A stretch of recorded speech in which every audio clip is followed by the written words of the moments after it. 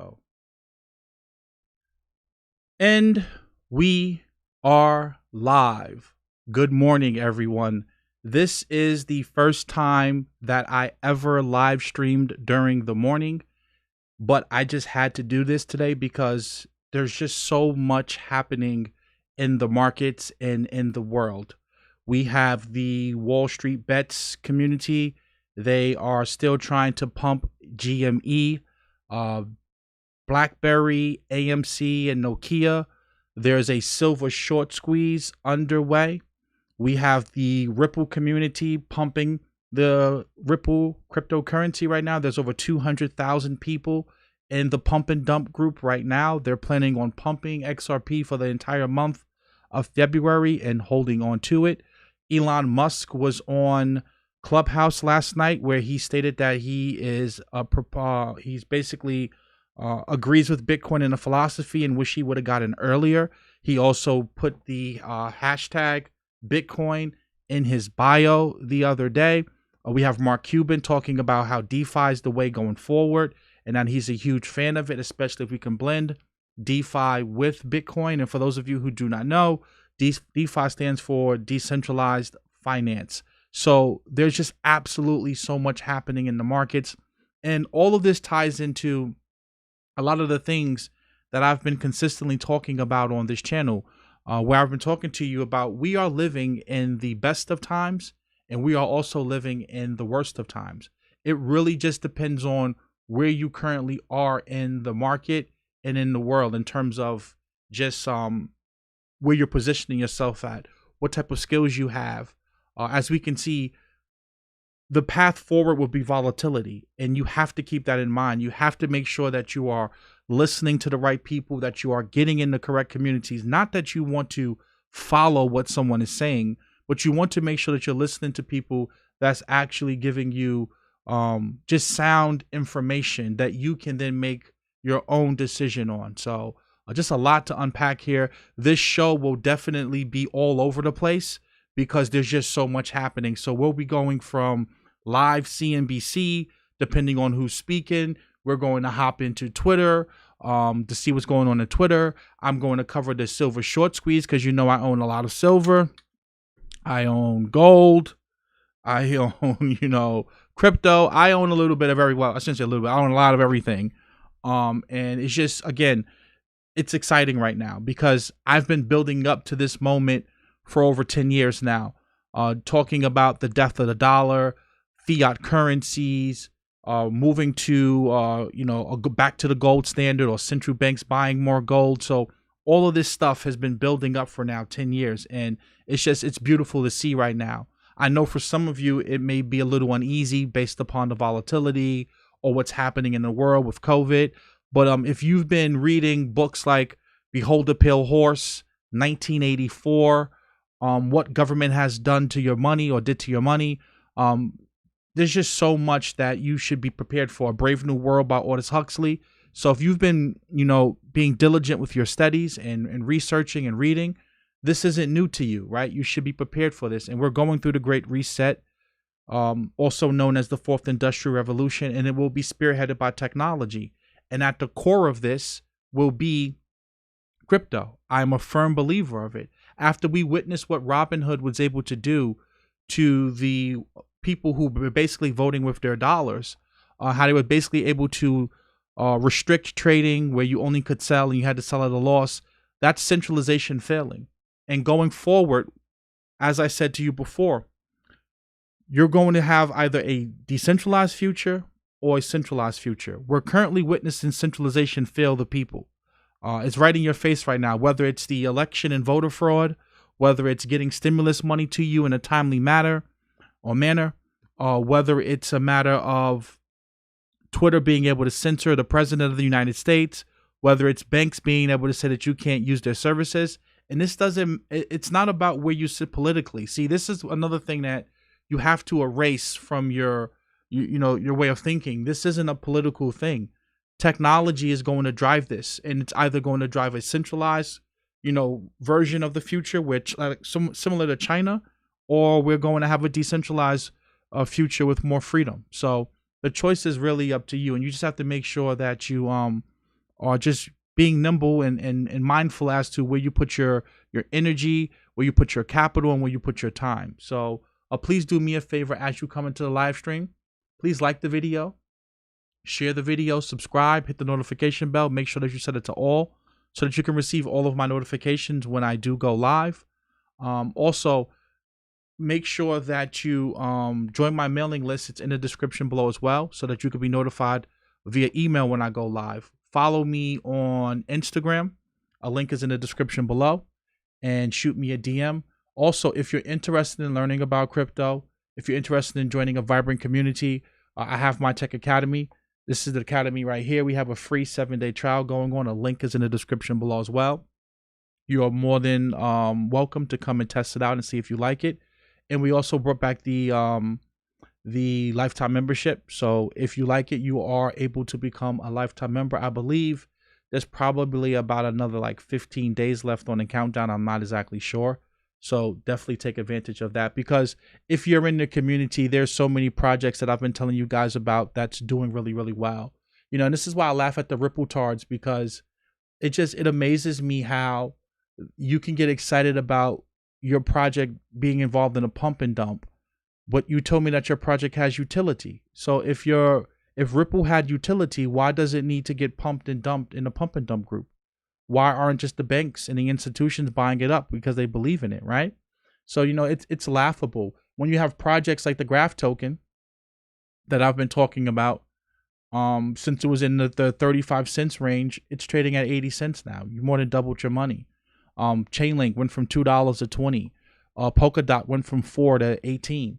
Why would I want to play around in garbage like Dogecoin and Ripple, right? Like it makes no sense. But again, you know, stupid people will do stupid things. Now, if you want to trade it, I'm all for trading, right? I turned $10,000 into over $250,000 back in 2016, 2017, and 2018.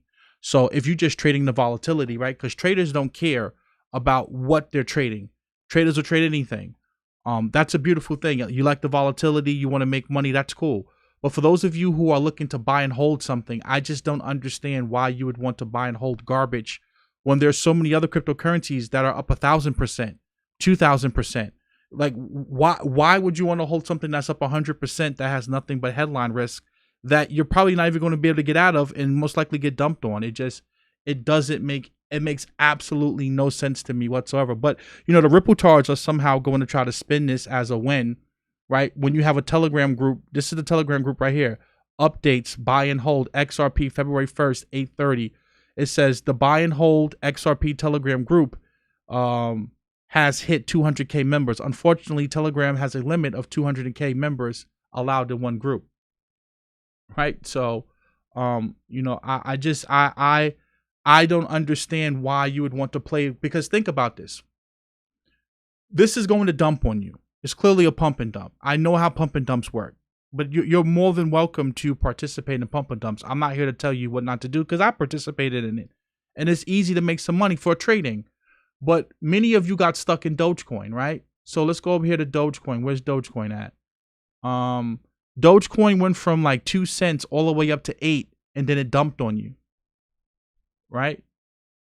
So it went from 2 cents up to 8 cents, and many of you didn't have a way to get out of it, because see, again, this is crypto. It's not like stocks where there's a lot of liquidity. Certain cryptocurrencies you're competing for, you know, block space. So therefore, if your fee's not high enough or your transaction's not big enough, most likely you're going to get put back in the mempool or in the queue. So you have to keep this in mind when you're playing around with certain cryptocurrencies, because you may not be able to get out of it. And some of you try to go to the Atomic wallet or, you know, to the Exodus wallet in different places to try to swap it. But those are peer-to-peer markets. Those are not necessarily exchanges. And this is where decentralization comes into play versus like a DEX like Uniswap. You can't swap Dogecoin and Uniswap. So you need to make sure that you are making prudent, sound decisions with your capital and with your time and being smart. Because follow me here. And this is just logic. And this is what I keep trying to tell you. In a world where you have the Fed pumping trillions of dollars of liquidity into the marketplace, i.e. printing money, in a world where you have Biden coming in with a $1.9 trillion stimulus, I keep trying to, $1.9 trillion stimulus. Ripple literally pumped $15 billion in a matter of a day. That's how much money is sitting on the sideline. Now, it's going to pump and dump. It pumped all the way. Ripple pumped all the way to 80 cents. Is at 47 now, right? It's dumping now. It's a pump and dump. But think about the pumps that will happen to solid projects like Ethereum. Think about when Ethereum starts pumping and it has utility. Think about when Polkadot starts pumping and it has utility. Because if they can pump 15 billion into Ripple, then they can pump 40 billion into Polkadot. They can pump 40 billion into Chainlink. So when you hear me say to you that Chainlink can easily 10x or Polkadot could easily 10x, watching what just happened with Ripple should paint that picture for you. And then for those of you in the academy, I'm putting together a template right now of how you can find projects before they even launch. And you can basically be like an early investor in these projects. I'm putting that together for you guys right now so you can get into some of these projects when they have a $50 million market cap. I'm literally putting that, I've been working on that overnight, for you guys to get involved, right? So there's so much that I want to share with you guys, and easy ways to make money in this market. You don't have to be greedy. You don't have to be stupid or foolish with your capital. It's easy to make a 3, 4, 5x on your money in crypto because the entire crypto space is only worth $1 trillion. $1 trillion. The stock market's worth over 100 trillion, and that money's going to flow here. So make sure you guys, just pay attention to what you're doing. And even if you want to trade garbage like Ripple, know where you want to get out at, right? So when you're trading, you have to have a trading plan, meaning you have to have a stop, where I'm wrong at, how am I going to enter the trade. If you're going to basically put on multiple positions and layer into a trade, like scale in and scale out, make sure that there's enough liquidity to be able to get in and get out of your positions. Also factor in slippage depending on which exchange you're using. Like, make sure you keep this in mind because remember, you can't sell your Ripple on US exchanges right now. Or certain US exchanges, certain exchanges you can't sell it if you're a US resident. So chances are you're probably going to have to go through KuCoin or something like that. Understand that there will be a lot of other people trying to go through KuCoin as well to try to sell. So just make sure that you have backup plans and knowing what you're doing, and you're not following a pump and dump group, because trust me, they're going to start dumping it before they let you know. I know this because I've been doing this for a while. So let's take a look at the chat before we get into some of the news, get into some of the charts. And again, guys, this stream's going to be all over the place because it's just so much going on right now. I had to come here and do this live stream in the morning. I'm probably going to be with you guys all day. I'll probably start streaming. I'll probably stream to like 11, take a nap. I have some consultations with some of you later on today talking about investments and strategies. And then I'll probably be right back at it like around 6, 7 o'clock tonight. We're about to eat Eli. Absolutely, TDC.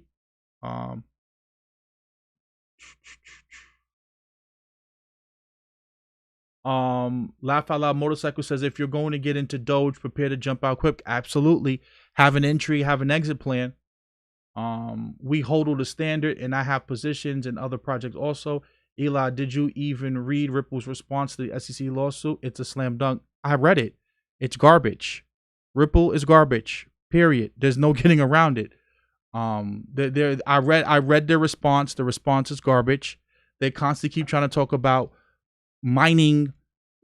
They want to know the testimony with Ethereum and what was the criteria for them allowing Ethereum to not be labeled as security.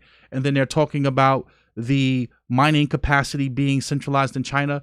That's not the centralization of the protocol. That's an aspect of Bitcoin. See, and again, this is why Brad Garlinghouse is a piece of shit, because he's somehow trying to talk about that's a function of the market, where because energy is cheap in China, therefore you are going to have a lot of people going over there to get cheap energy to mine there. And also the fact that the ASICs are being built over there, that's because they have cheap silicon. That's a function of the market. No one actually has control over a large supply of the bit. There's no one entity that's controlling the Bitcoin supply or the Ethereum supply, and therefore making partnerships with other people and paying them in an Ethereum token or paying them in a Bitcoin token. And then they have information that you're not privy to, and then somehow saying to you, oh, look, this is a great deal. but yet they're paying people to use the project. If the Ripple token, if the ODL product, if all of these things were so great, then you would see banks using it because banks want to make money. Banks are in business to make money. You don't need Ripple for cheap, fast transactions as a money transmitter when you have stable coins. And then when you have synthetics, you can create synthetic derivatives where you don't need what Ripple's offering. It's garbage. It's bullshit. And at the end of the day, to attack Bitcoin and Ethereum and somehow say that it's centralized, it's not, because the protocol is decentralized. When you look at Ripple, it's very simple. When a person builds an application on top of Ethereum, no one has to consult Vitalik. People independently launch applications on ETH all day long. There's no coordination with the Ethereum Foundation and Aave. There's no coordination with Chainlink and the Ethereum Foundation of Vitalik. Most of the development you see happening on top of the Hyperledger, on top of the Ripple ledger, is happening with Ripple Labs, which is a separate company.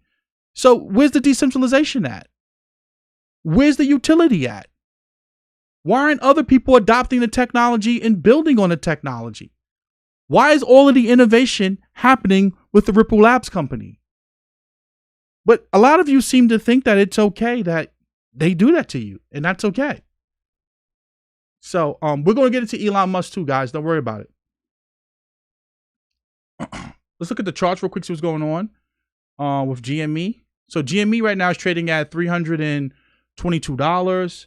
We see silver trading at $27.35, and this is the ETF version. It hit $29.73. We have AMC trading at $16.33, and I can't see Nokia because my webcam and camera is in the way. Maybe you guys can see it and just type it in the chat. Peace, Mr. G. So again, we're going to be checking on the markets, guys, left and right. So you know me, I own a lot of silver. So a lot to cover. Let's get into the news. It says silver spikes past $30 as retail investors swarm biggest target. Let's listen to the news real quick, what they had to say. Then I'll read the article.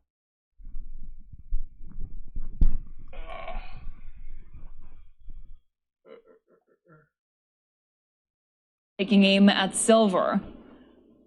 Yeah, we started to see silver futures surge last week. We're seeing that again happen in the Asia Open, and all related assets such as silver coins, bars, ETFs. In fact, over the weekend before the Asia Open, coin sites such as Money Metals, SD Bullion, GM Bullion, Appnex, the Wall Street, or I should say the North American version of Walmart in terms of being able to sell a lot of different coins and metals, they were unable to process their orders because demand was just off the hook.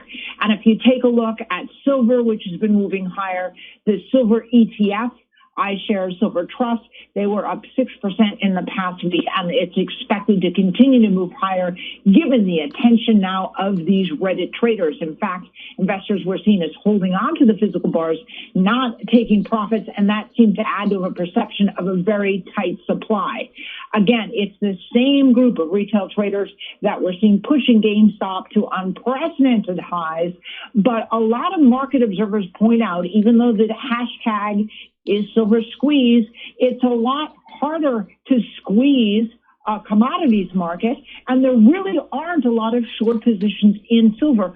Further, the size of a single stock like GameStop, where the volume before the big run-up was about 50 million daily last year, pales in comparison to the average volume we see in the silver market, about 11 billion in the silver futures market in 2020. And so commodity short squeezes can happen, but market watchers note there simply isn't a large silver short position to squeeze. In fact, all the banks have been recommending hedge funds and institutional investors go long. So it's expected that perhaps this Reddit army may be able to cause a short-term pop, but because the market is overwhelmingly long, it's not quite sure what it will do beyond that. Heidi? Yeah, and so of course last week we saw hedge funds taking. So I just saw someone post in the comments. They were saying that this may be manipulation by Wall Street to get people to go long silver. Understand, there's a fundamental reason to be long silver. Follow me here. Gold and silver has monetary properties to it. It's known as being money. It's been money before throughout other civilizations. That's number one. Number two, silver is the fastest conductor of electricity. And because we have so much technology and devices that require silver in it, and the fact that you can't melt most of these devices and pieces of technology down to get the silver out of it, you have real world utility with this anyway. And you have a lot of manipulation in the commodities market because they basically have, with the whole, financialized of almost every asset. So understand that this has real world utility. So now, could Wall Street be manipulating this? Absolutely. I'm not telling you that you should go pile into silver at the highs. This is why dollar cost averaging matters. This is why when you're investing, you need to be investing because you understand you have a thesis. So you have to know, when I buy something, I need to know why I'm buying it. Because, follow me here, if you know why you're buying something, then you will know when you are wrong. See, a lot of you buy stuff and you invest in things just because it's going up. I'm not telling you to buy silver because it will pump. I'm not telling you to buy silver because there's a short squeeze happening right now, potentially. What I'm saying to you is that I'm buying silver and gold as a hedge against inflation, as an insurance policy against my government, and also more for silver because of the gold to silver ratio, because more people are investing in gold than they are actually investing in silver. So I've been buying these coins now and these bars now for well over 7 years now, right? I'm deep, maybe even 8 years I've been buying gold and silver. Like, who knows, right? I can't even remember the first time I purchased it. I've been buying this stuff for years. This is why you buy things over a long period of time. Now, because I know why I'm buying gold and silver, I also would know when I'm wrong. If the government stops printing trillions of dollars, if we get rid of this welfare state that we're in, if we go back to, higher interest rates, then I would know that I'm wrong with my thesis for being long precious metals. Now follow me here. Let's use a line of logic. Everything that I just said, the inverse has happened. Okay, the economy has crashed. So therefore, being that the stock market's grossly overvalued, people are already looking for hedges against when the stock market will pull back. That's a check in your favor for precious metals. Okay, we just seen a stimulus bill. They just passed the $900 billion stimulus bill. That's a check in your favor. Okay, Joe Biden came into office. You have the Democrats coming in. They're literally talking about free everything, free healthcare, free tuition, free college, you name it, free housing. You got it. You don't have to pay your mortgage. You don't have to pay your student loans. Oh, on top of that, we're going to print another $1.9 trillion in the bailout. And I told you that's still not enough. So if the president's coming in with a $1.9 trillion stimulus, that's government spending. So those things are checks in your favor that you want to own precious metals. Now, my philosophy is, yes, I want to own the physical asset, but I'd rather own the miners and the junior miners because they are the ones, individuals looking for the gold. So this is where First Majestic comes into play. A Wheaton comes into play. A Barrick Gold comes into play. If you've been following my channel, I've been talking to you about precious metal mining stocks for the longest. Why? Because the people who will capture most of the wealth are not necessarily the individuals who find the gold, but the people who sell the picks, the shovels, and all those different things. So I like the miners from the standpoint of they're the ones looking for it. And they're the ones that's going to be selling the gold to you once they find it. And because their stocks, the way that they're structured, because the miners, especially the junior miners, they're so undervalued, they're going to spike. Right? So it's common sense. I don't necessarily want to pile into the physical. I want to pile more into the people that are actually the stocks that are undervalued. It just makes sense. And this is why you see a First Majestic pumping to the upside. We could pull that chart up as well. Give me a second.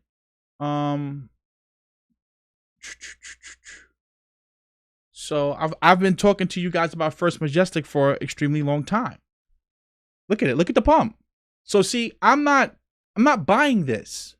I'm already in. I'm already in from down here. Go back to my video. Call me if you don't believe anything that I'm saying. Go back and watch my video. When this happened, when this crash happened here, I had all of the trolls coming on here saying, see, look, why are you buying gold and silver? It doesn't matter. The dollar's king. Buy more, I said. And look, now we're breaking out. Now we're breaking out. You have to know why you're buying something and understand, even if it's going against you, as long as the fundamental thesis as to why you're getting involved in it is still intact, then you stay long the asset, or short for that matter. So let's read a little bit of the article. So it says silver broke above $30 an ounce as the precious metal took center stage and the retail investor frenzy sweeping through markets. Most active futures jumped as much as 13% to $30.35 an ounce on the COMEX, the highest in 8 years.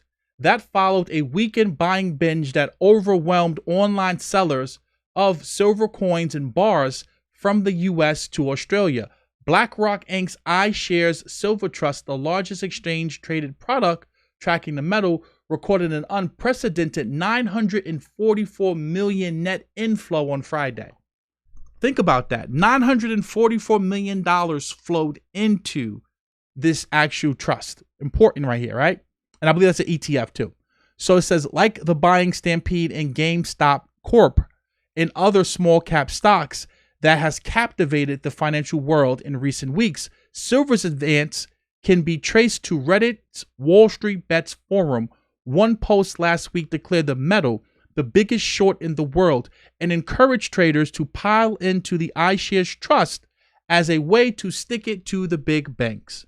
Yet, silver differs in important ways from stocks like GameStop. For one, the scope for a short squeeze in silver is far less obvious. Money managers have had a net long position on the metal since mid-2019. Futures and options data from the Commodity Futures Trading Commission show. The market for silver is also, by some measure, much deeper than those for smaller stocks like GameStop. The brick-and-mortar video game retailer had a market capitalization of $1.4 billion in mid-January before the Reddit frenzy sent the company's value soaring more than 16-fold. By contrast, London vaults held 1.08 billion ounces of silver at the end of November, according to LBMA data. That's worth almost $32 billion at current prices. So, just keep this in mind. And also what you have to think about is there's something known as rehypothecation. So essentially what can happen is they can write more paper claims against the physical asset than actual silver above ground or gold above ground. See, this is one of the biggest problems. And this is why silver and gold always will fail as money, because you have to trust a third party to hold it. I'm not going to walk. If I wanted to go buy a car right now, I'm not going to going to buy a $40,000 or $50,000 car with $40,000 worth of gold and silver on me. No one's going to carry these big bars around. So chances are you have to trust the bank or goldsmith or someone to basically hold it for you. And what happened back in the day is that they would basically have a paper certificate, a claim on your gold or silver, and it would be held in a vault somewhere. But the problem is that because most people never came back to actually claim their gold and silver, the people who controlled those vaults, they would write more paper certificates and claims on the gold and silver than the actual gold and silver that they had in stock. And this is what happens with a lot of these ETFs. And we know this with HSBC because I believe that they're the largest custodian of the GLD ETF. So you have to understand that in the past, they've been caught up in so many different scandals and money laundering and fraud. So I don't believe that there's enough gold and silver to back these ETFs. So it's going to be interesting to see how this plays out. And again, could this be manipulation by the powers that be? Absolutely. But in the long run, I truly believe that silver is going to far outperform gold just based upon the gold to silver ratio, which then leads back into my next point about the power of the internet. And I've been telling you guys this for a very, very long time about the fourth industrial revolution that will be spearheaded by technology. Because all of us were walking around with this in our hands.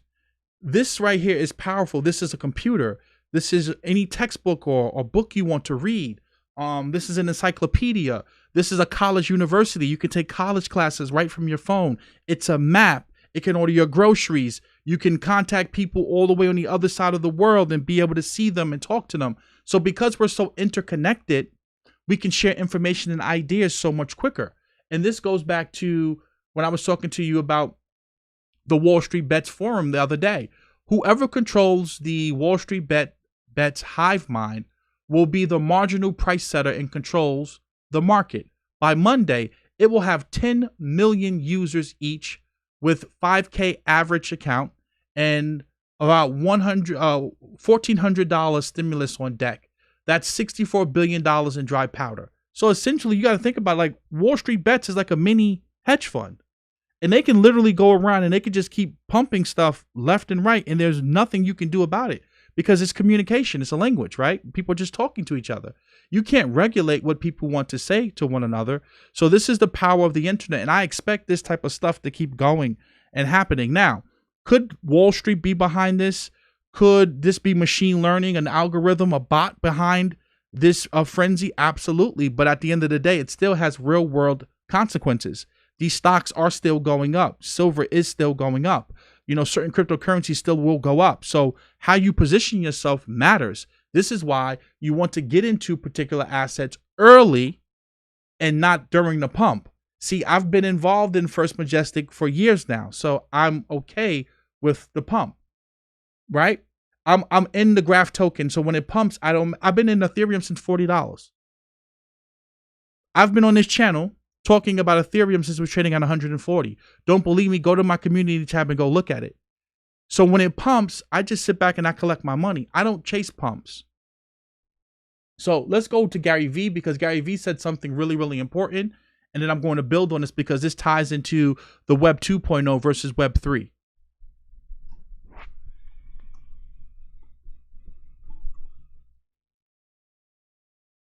A testament to the internet's influence over the market. Gary Vaynerchuk, the CEO of VaynerMedia, joins us now.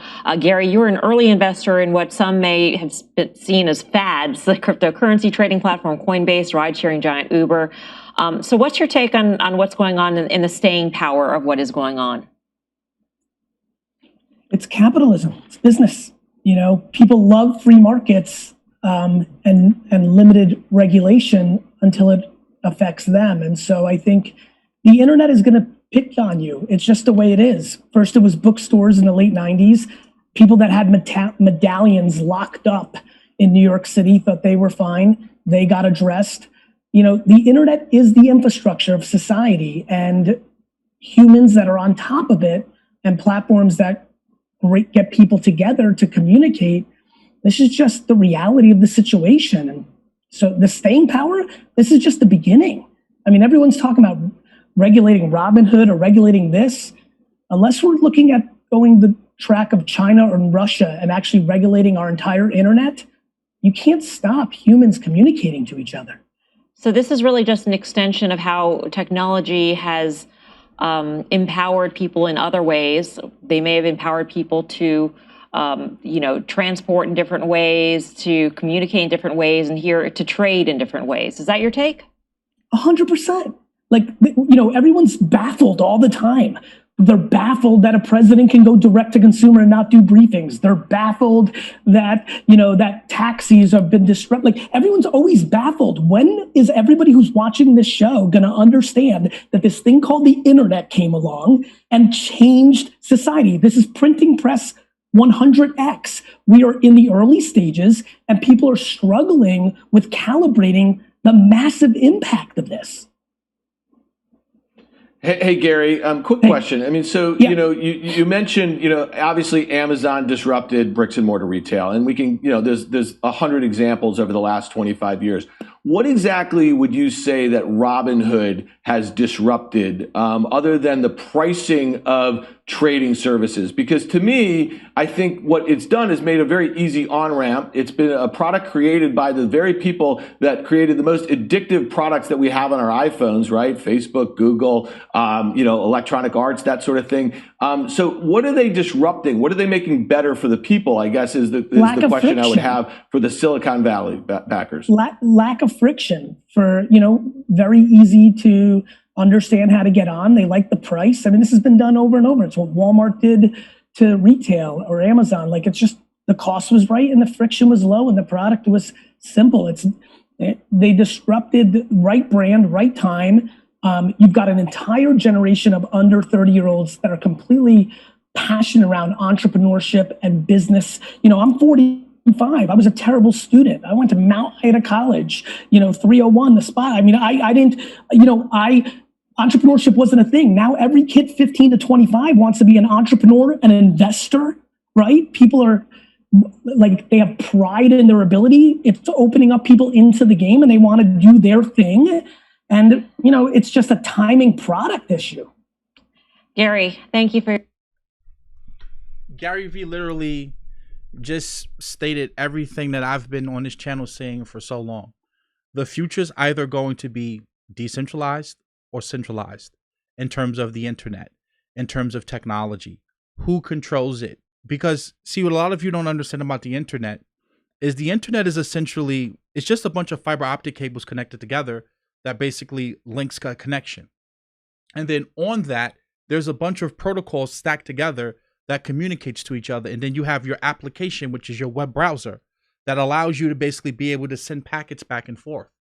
The problem with the way that the internet is currently constructed is that although the physical layer is decentralized, as you go up the stack, you have a lot of tech companies that were able to co-opt it and centralize the endpoint.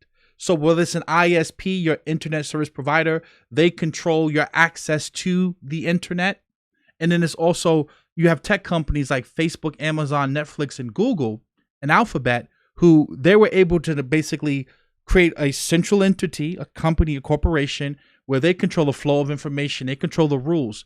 And what's beginning to happen now is this is why we have crypto. This is why we're trying to create the Web 3.0, where we can have the same decentralization as the internet, but be able to bring that more to the end consumer, where you don't have to go through a Facebook and worry about having your data sold to Cambridge Analytica, or worried about, because you are a MAGA supporter, somehow you could be shadow banned on Twitter, right? Or being locked out of a bank account right now. Well, like I said before with the Hong Kong protesters, how essentially they were basically told that they can't, have bank accounts because they wanted to protest for basic human rights. So this is where Ethereum comes into play. This is where Polkadot, Cardano, Tezos, and Avalanche comes into play. And I've been telling you guys about this for so long. This is why this technology is so important, because you have all of the same principles and features and properties that Bitcoin has. Censorship resistant, immutable, permissionless, borderless, neutral. That's important. But now you have it for something other than currency. Bitcoin's designed to be digital gold. That's it. It can't do anything else. So when you understand that there's so much more to finance and to, an ecosystem than just currency. Like, Bitcoin only solves one problem. So when people say like, oh, Bitcoin solves this, Bitcoin doesn't solve decentralized exchanges, permissionless exchanges, right? Bitcoin doesn't solve a stable currency. Bitcoin doesn't solve decentralized insurance markets, derivatives markets, peer-to-peer lending, borrowing, right? So Bitcoin only solves one thing. So Bitcoin was the first iteration, and it's not putting Bitcoin down. But Bitcoin, the technology that Bitcoin utilizes, it's an inferior technology compared to Ethereum, to Polkadot, to Cardano, to any smart contract platform. And this is why I encourage a lot of you guys to go look at other stuff and study what the Web 3.0 truly is and why it's important. Because people keep saying, well, why do I need crypto? What's the use case? The Robinhood fiasco just showed you why you need crypto. Because on Uniswap, no one can shut it down. It's a smart contract. It's running forever. It's out there. Once the smart contract's out there, it's out there. No one can edit it and move it around and manipulate it and change the code. And you know the rules that you're playing by. See, when you look at what happened with Robinhood, they make up the rules as they go. So then therefore you can't truly beat the powers that be, because they make up the rules as they go. Now, can crypto be manipulated in ways in terms of price? Yes. But we're talking about the technology. Can you manipulate the technology? No. And that's the key thing. You know the rules by which you're playing. And Mark Cuban shared something, and I like what he shared when he was saying that basically if you could figure out a way to merge Bitcoin with Ethereum or any smart contract platform, that's going to be really powerful because you still do need digital gold, right? That needs to underpin the entire ecosystem, but then you have to be able to abstract above that. And I'm going to cover exactly what I mean by that. But Mark Cuban tweeted this out. He said, let's talk GME shorts versus DeFi. When someone shorts a stock that is already heavily shorted, they have to pay a fee to borrow that stock. In the case of GME, that fee has been hovering around 30% this week. Shorts have to pay price times 30 cents, 360 per day, divided per day. In DeFi, that's 30% APY. For Robinhood traders that own GME, that money, as best I can tell, is held in street name, which means that 30% APR goes 100% to Robinhood app. Imagine if you pooled your crypto and the platform getting 30% APY and didn't pay all but fees to you. What would happen? This is one more way that Wall Street takes advantage of the little guy. If you are moving from Robinhood, look to see if you can find some place that allows you to hold the shares and lend them in your name so you get the yield farming and stocks. Not all will allow it. And this is what about yield farming and being a liquidity provider is about with DeFi, right? Like if I own Ethereum or if I own Chainlink, I can just simply go into a liquidity pool and be a liquidity provider, and I can earn the fees by holding my asset, right? In a peer-to-peer way. So I don't have to trust the custodian. I don't have to trust any middleman. And remember, I just launched a DeFi course. I'm going to start getting into liquidity mining because essentially what you're doing is I own an asset like Ethereum, and rather than leaving it sitting in my wallet, I can simply go and stake it and put it in a pool and provide liquidity and earn interest or earn the fees, right? You could call it interest, fees, whichever one you want to use on my actual asset. And then when I simply want my asset back, sell the liquidity tokens that I received and get my asset plus the fees back. So it's a no-brainer what DeFi can do. So rather than Robinhood collecting those fees, you can collect those fees in DeFi. DeFi is a superior product across the board to centralized finance, and DeFi stands for decentralized finance. The MG44563, thank you for the donation. Yo, Jay Morrison said on IG he's going to grab you by the collar when he sees you. Good luck. Just understand that I'm 6'7", 250 pounds. Been boxing, mixed martial arts, and everything for a very, very long time. So anyone who thinks that they're going to grab me, good luck at that, right? So, and listen, I'm not hard to find. I live in New York City. Not hard to find at all. Well, thank you for the donation. I appreciate it. So let's read a little bit more what he's saying here. It says, but if they do, one trick that I have been on both sides of is to lend out stock to shorts at a high APY and then call back my shares, which forces the short to cover. Now, if WallStreetBets did this en masse, it would be the mother of all short squeezes. The beauty of what happened with WallStreetBets is that Wall Street is learning an expensive lesson that the way things have always been done is not how things should be done. There is power in numbers working together. I agree. Buy and trade together can be a whole lot more powerful than old school buy and hold. I'm not saying holding stocks is bad. It can be great and have the same impact as holding crypto. And the same principles even apply. The number of shares outstanding and their growth is comparable to coins mined without the algorithmic control. If small trades can work together, I guess even to say traders, and share information together, the power to move stock pricing moves quickly from the analyst on Wall Street to the people working together. There is one very important caveat. No amount trading together can keep a bad company in business. But if individual traders educate each other and use their combined strength to focus on good companies with strong prospects, the power shifts from Wall Street to Main Street, particularly now that direct listings are changing the IPO game. So essentially, Mark Cuban is bullish on DeFi, really, really bullish on DeFi. And I keep trying to tell you guys, what happened with Robinhood should be a wake-up call to why crypto is so important and why this technology is needed in the first place. Because even if you go to Bitcoin, remember, Bitcoin was created January 3rd, 2009. And in the actual Genesis block, Satoshi put the message, the chancellor's on the brink of the second bailout. Because literally the chancellor was on the brink of bailing out another failing bank. And Bitcoin was created to rival what happened in 2008, because prior to 2008, we didn't have an alternative to our traditional banking system and monetary system. But again, as I said before, Bitcoin only solves one problem, which is currency. Finance is much broader than just currency. And this is why you have decentralized finance coming into play. So this is actually Mark Cuban's wallet right here. And you can see what he's holding in his wallet. So for example, he has staked Aave, has $130,000 worth of staked Aave. Swap pool.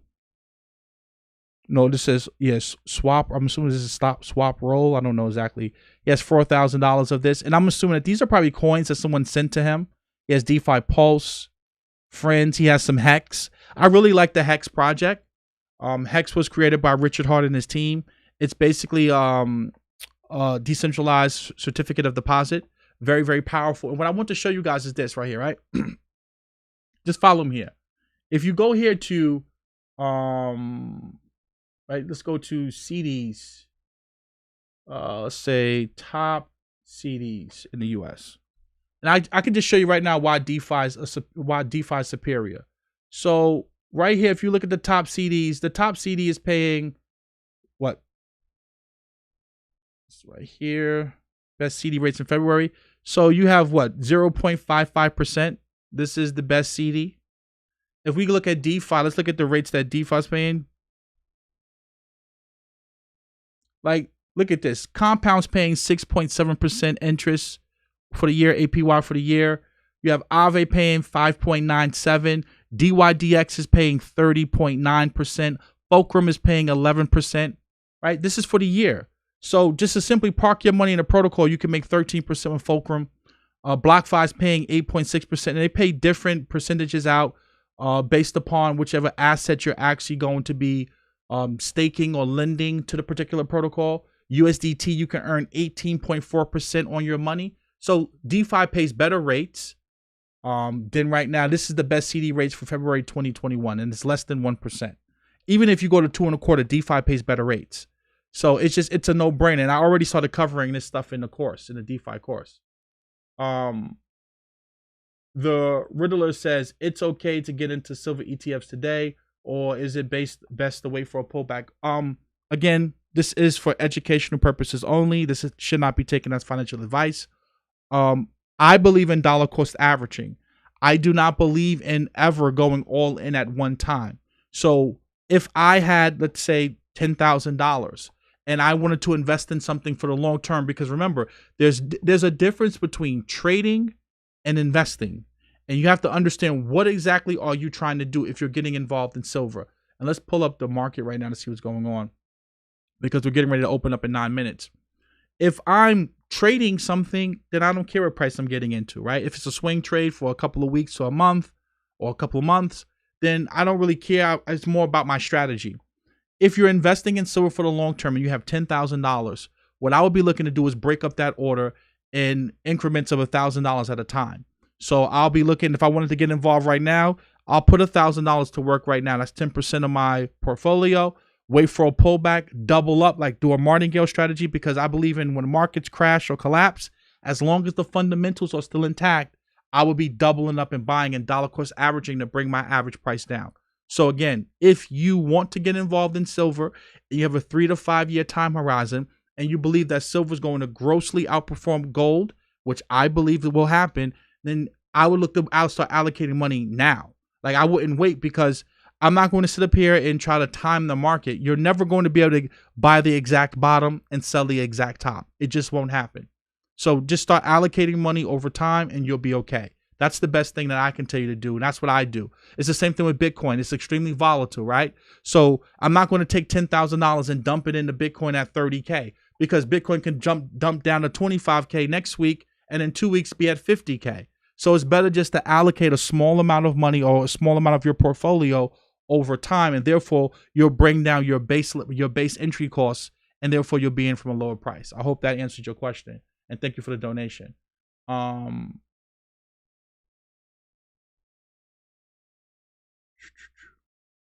Take a sip of water right now. So as I was saying before, DeFi has much better rates than centralized finance. Like, it's an absolute no-brainer.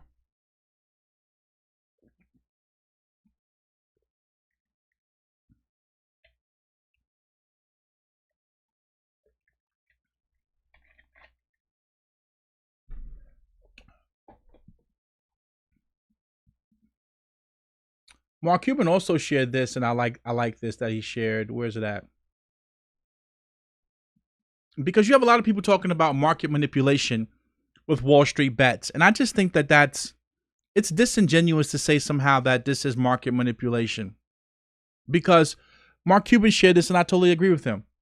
Fidelity has 31 million brokerage accounts and charges $0 for stock trades.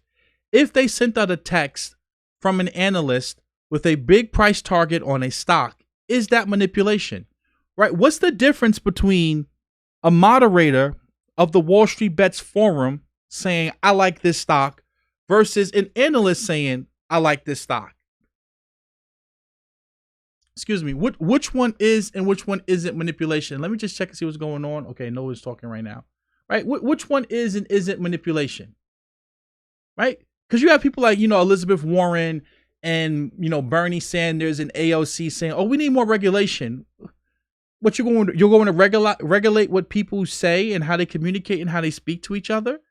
It just, I find it's like, it's odd to me that an analyst can somehow give out, a price for a stock, or give a bull case for a stock or a bear case, and that's not market manipulation. That's okay.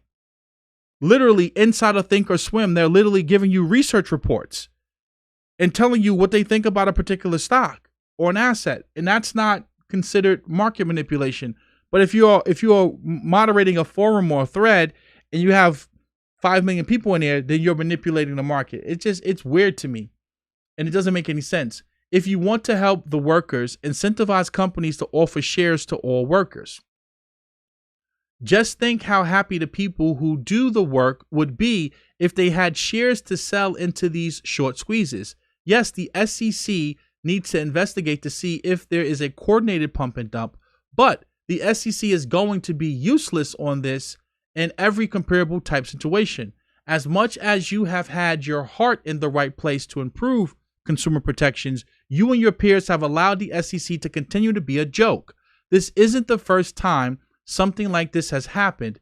It's gone on for years. The SEC could write bright line regulations. They could be very clear about what is allowed and what isn't, but they won't. Why? Because their entire workforce is built on lawyers who want to litigate to regulate. They don't want clear delineation. They want to sue. They want to intimidate. If you want to help the little guy, demand the SEC introduce bright line rules that anyone can understand and follow. Otherwise, we are going to see them attack defenseless traders to say they did something and do a press release. If you want to see how useless the SEC is for small investors and traders, get someone in your office to call the SEC to ask a question about anything. Last time I did it a few years ago, they sent me to a page that asked me to fax 8 copies of my request. That's the SEC. And I totally agree. Even in the case of, garbage like Ripple, I don't believe that they should be, shut down by the SEC. I believe in free markets and competition.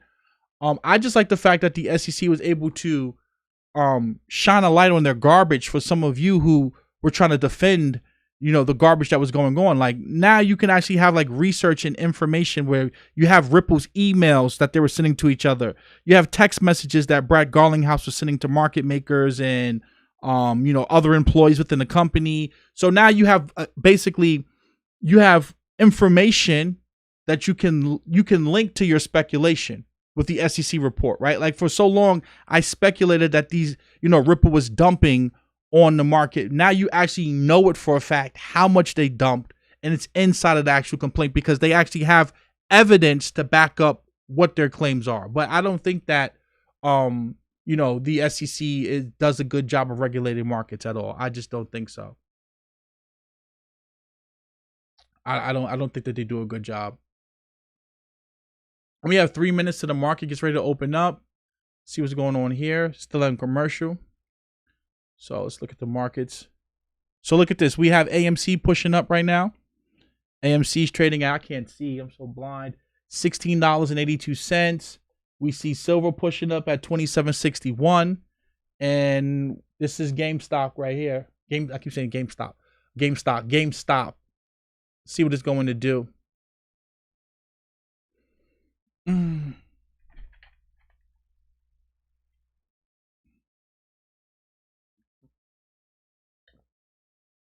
This should be interesting, guys. And please like the video as you come in. It helps the information get out there. No, I'm not. I don't participate in pump and dumps. I'm the only stocks I mainly hold is precious metal mining stocks. I've been talking about them for years. Barrick Gold, Wheaton, Rand Gold, First Majestic. So we have about a minute and a half to the markets open up. Before the markets get ready to open up. So we have CNBC in the background.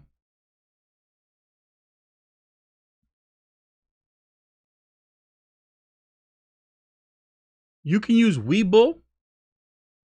And that's about it. That's the only one I know about is Webull.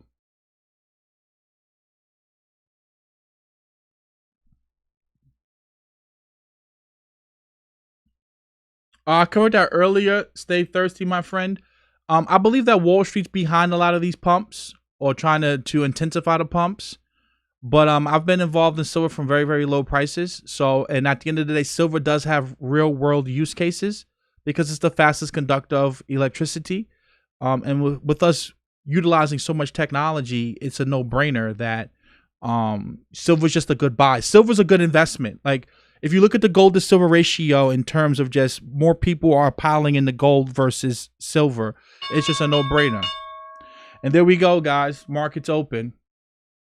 So here we go. This is what I really want to focus on right here. This is this top chart right here. This is GameStop. So, hey, Brandon Hicks, what's up? How's it going, brother?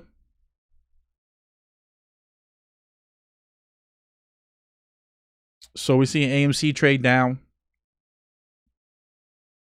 I would put the level 2 up, but I don't want to overwhelm the stream.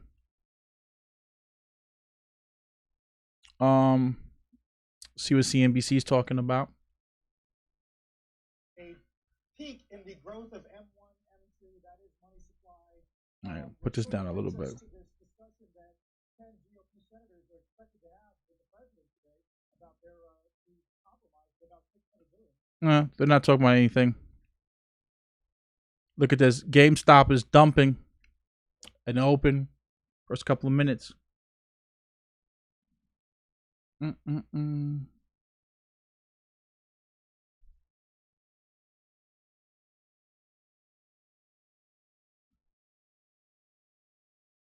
I'm going to do is let me put CNBC over here so I can see what's going on, but not have to have it up on the screen, right? So let's put that here. And then now we can watch this at the same time. So I could watch CNBC to see what's going on and have the charts and watch what's going on with this, right? So this is going to be interesting. Webull put on restrictions. I don't have Webull. I just know that's what people in my chat was telling me. People in the Slack group were saying they was using Webull. So let's see. This is going to be guys. I told you I'm going to be streaming all day today, in and out. We're probably going to do this stream to about 10:30, 11, and then we're going to go. I have consultations tonight with some of you. I have a consultation at 3 and another one at 5. And I believe I have one more. And then after that, I'll be back streaming again at 7 o'clock. Digest the news. The dumping and coming to silver. Yeah, I expect that. Let's zoom in on silver a little bit. Silver's right down here. This is silver right here, guys. This bottom chart. So this is silver.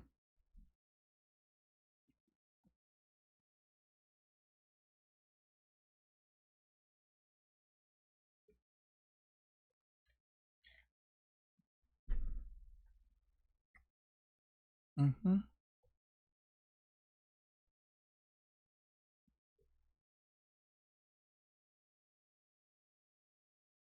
They're going to kill GameStop. We'll see. It's right up here at the top chart. So we look, AMC's dumping. This is AMC right here, guys. This middle chart.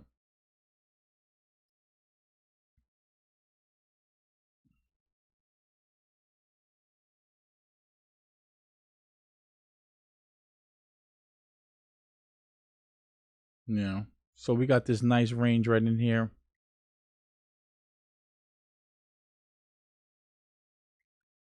Decent range.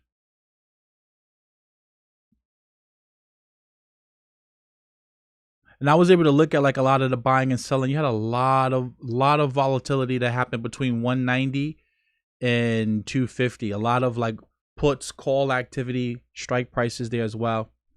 So it'll be interesting to watch GME and see what it can do if it can hold above 250. Especially if you look at the options table, there's a lot of volume there. See what's going on here in the chat with some of you guys. Let's check the chat. See what's going on.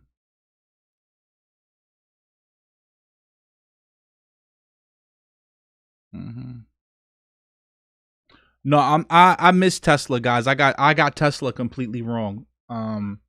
I believe that Tesla was just too overvalued, and we're going to get into Elon Musk and his Bitcoin comments next. I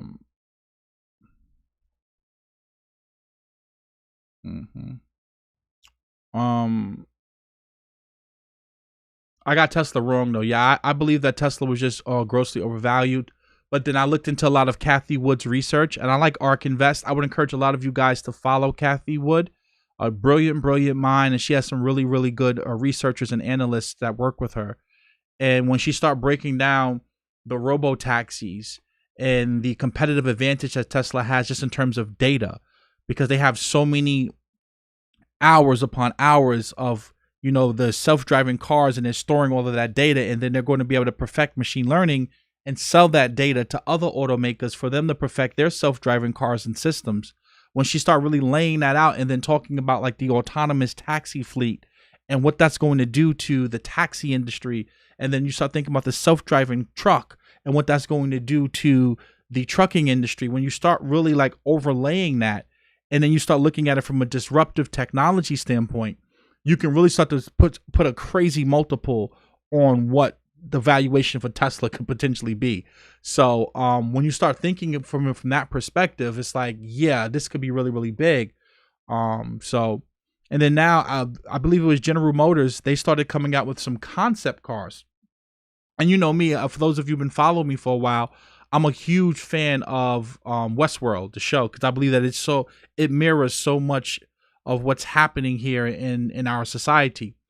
And like they had a car in it, like a flying drone, and then General Motors just released a concept car with an actual flying drone. And when you think about it, we have self-driving technology, and we actually have drones now. So all you got to do is just scale the size of a drone up to be able to carry a human. So it's interesting where we're going to go with technology. And when you start looking at Tesla as a technology company and not a car company, then you can start conceptualizing and seeing, okay, this is going to be bigger than I could ever imagine, because Tesla's more than just a car company. It's a technology company. So when I start looking at Cathie Wood's research and just looking at it from that standpoint, then I start saying to myself, okay, it makes sense. And then you factor in that Elon Musk, he has this cult-like following and the way that he can, orchestrate things and communicate with people. It makes sense. Okay, CNBC's talking. Operating expenditures. Will there be a new member of the board, or perhaps even two? We should get some clarity on that, from what I'm hearing, at least perhaps as soon as weekend, or at least part of it. It may be sort of staged in terms of things we hear there. But that's kind of going to be the key thing for Exxon shareholders. But Jim, I'm glad you brought it up overall, because, of course, given everything we've been focused on, not just last week with GameStop, but yet again today with the silver companies, or I should say the metal itself and the silver ETF, we've lost sight of some big stories, including last week. Jim, you were not here when GM said Oh yeah, gasoline-powered vehicles. We're not going to make those anymore after 2035. I mean, this goes into the entire argument you were making or talking about when it comes to Tesla and its future. GM is going to be a key competitor. There's no doubt about that. Given its entire lineup will be made up of EV as of They're not talking about anything. We could get rid of them. Well, wait. I want to wait to see what guests they bring on to talk about this. That's why I have this up, guys. So definitely want to see like what guests they bring on.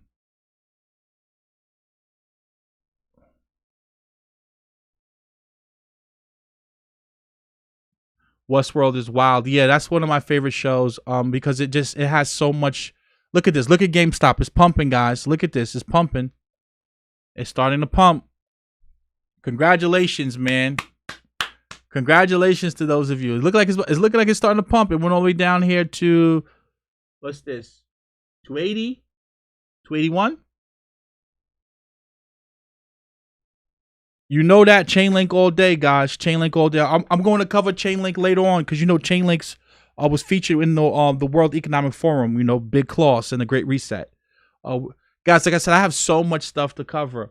Hey Eli, is Burberry stock a good buy because of the 5G tech? I have no idea. I don't really know about that, Terrell Green, but we can start looking into it a little bit later if you want.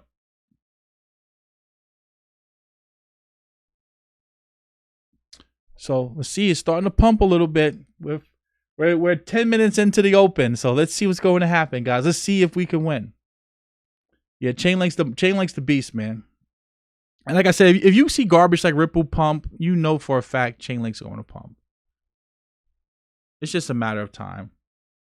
Ripple right now. Now look at this. Look at Ripple. So Ripple hit almost 70 cents. Look at the garbage Ripple. It's at 45 cents now. $5 billion drained out of it that quick. It was at almost 75 cents earlier. And now it's at 45 cents. You guys are going to learn about these pump and dumps. Listen, all I can do is try to educate. I can't fix stupid. Again, if you are a trader, go for it. Get your money. Trade the volatility, make your money. I'm talking about investors, guys. Stay away from garbage, man. There's so many better places to put your money. Stay away from garbage, man. Please do. Please. You have Chainlink, you have Polkadot, you got Cardano, you have Tezos, VeChain, Aave, Synthetics, Uniswap. There's just so many better places that you could put your money and get the same returns. You could get the same garbage returns you're getting with Ripple and so many other places. Let's check Doge. Doge is at 4 cents. Okay, look, Doge is pumping up again. Doge has no utility whatsoever. Doge was literally made as a joke. So, Graph token's pumping. You know, I've been telling you guys about Graph since it was like 37 cents. It's at 70. It hit 82 earlier. Graph's going to be a monster. So, check the chat. Blue Horseshoe. I love that Blue Horseshoe. That's from the movie Wall Street. You know that Wall Street Money Never Sleeps is both of the movies are my favorite movies of all time. Like I can watch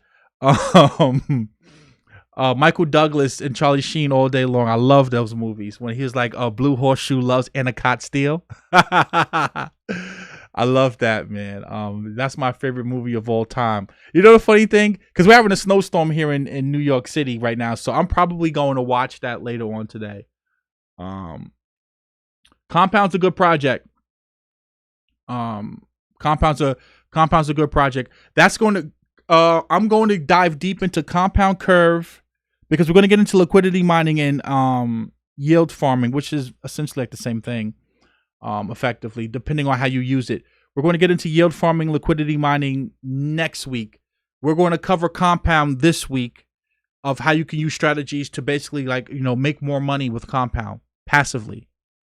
Silver's pumping right now. We got silver at 27.86. So let's see what they're talking about. The fact that Ford is deciding. They're not talking about anything. You know, compound curve is good. And just learning how to, like, you can liquidity mine in new coin pools. It's like when a new token launches, you can basically get paid in their token, because that's what was happening with compound. Like, people were basically mining, they were liquidity mining, and they were getting paid in the compound token, and then the compound token actually ended up being worth more than the fees they were getting, and that's why so many people wanted to mine in certain pools. So, a lot to cover. Yeah, it's going to fluctuate up and down. The price is going to fluctuate up and down because they're pumping and dumping it. So just, if you're playing in Ripple right now, just be smart. That's all I can tell you guys. Be smart what you're doing. If you're investing in it long term, you plan on holding it because you believe they can win their SEC case. You know your risk and you know your reward, right? If Ripple does win the SEC case, it's going to pump. That's common sense. I don't believe that they're going to win. I believe this is an open and shut case. It's a slam dunk that they are a security. And it's a no-brainer. But just know what you're investing in. That's all I can tell you guys. Be smart.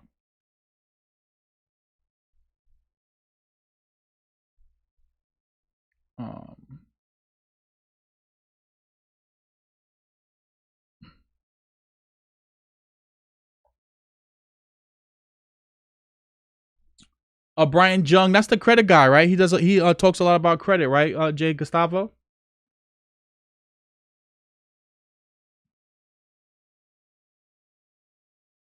Let's see what BlackBerry's doing. I can't really. This is Nokia over here. I can't really see it.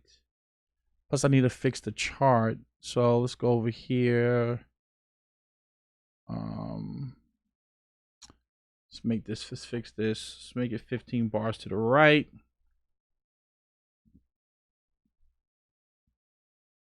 It's Nokia over here.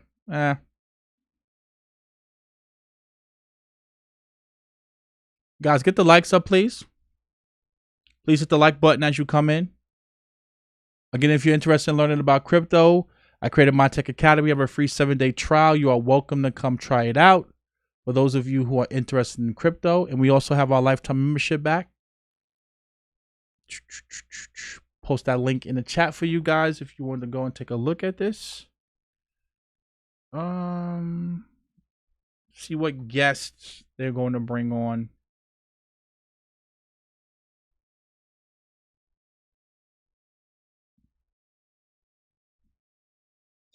Speculation about silver. I have no idea about it, but can I point out silver is a very heavily regulated commodity. It is silver futures are regulated by the Commodity Futures Trading Commission, and they can and do routinely change margin requirements. They did it most recently on August 11th. You can see that little circle there in the middle. Silver plunged 11% on August 11th. Gold did as well. Why? Well, because there was speculation about vaccines coming out. Gold and silver were moving in opposition to the vaccine story. So dropped, and the CFTC stepped in and raised margin requirements. They raised margin requirements for silver futures like 15% on that day. This is when it dropped. They stepped in. Now, my point is, they're not going to watch this thing go through the roof. They're going to step in and do something, and they would do it as part of their routine activities to ensure fair and orderly markets overall. So I don't expect a lot of dramatic through the roof movements here in silver. As for the markets themselves, the main stories are still well known to the market. The rollout continues for the vaccine. The stimulus is still, the debate over the weekend of most traders I talked to is more. Yeah, they aren't talking about anything. They aren't talking about anything.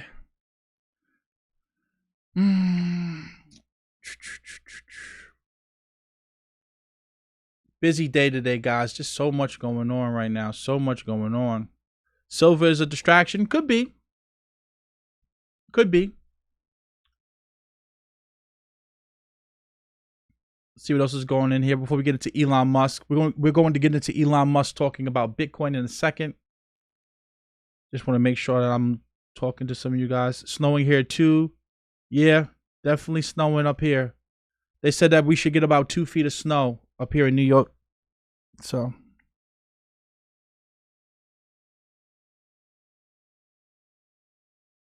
Oh, my price prediction for GRT is about a $3 to $5 billion market cap valuation. So where it's currently at, maybe about another 2 to 3x from here, maybe.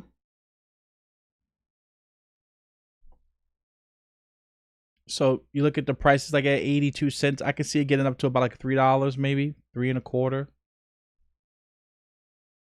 And that's the graph token for those of you who do not know. It's one of my favorite projects.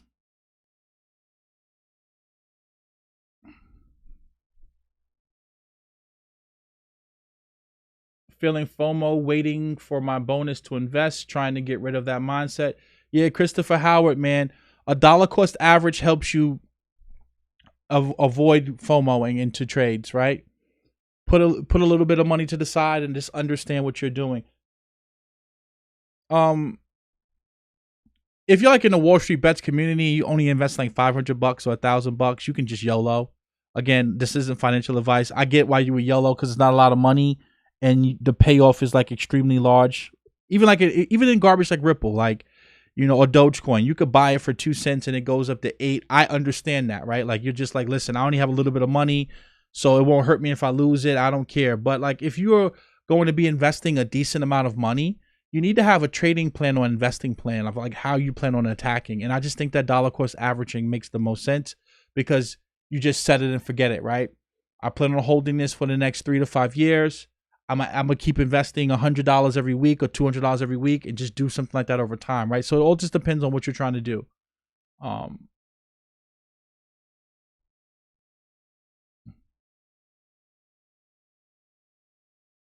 What is the likelihood of there being a company takeover? I don't know. I don't think that would happen. You know what would be interesting if GameStop did this, Mr. G? If they went in and bought Bitcoin. Like, could you imagine if they took all of the money that they're basically getting now from people piling into the stock and said that they're going to go out here and buy Bitcoin and put Bitcoin on their balance sheet like Michael Saylor?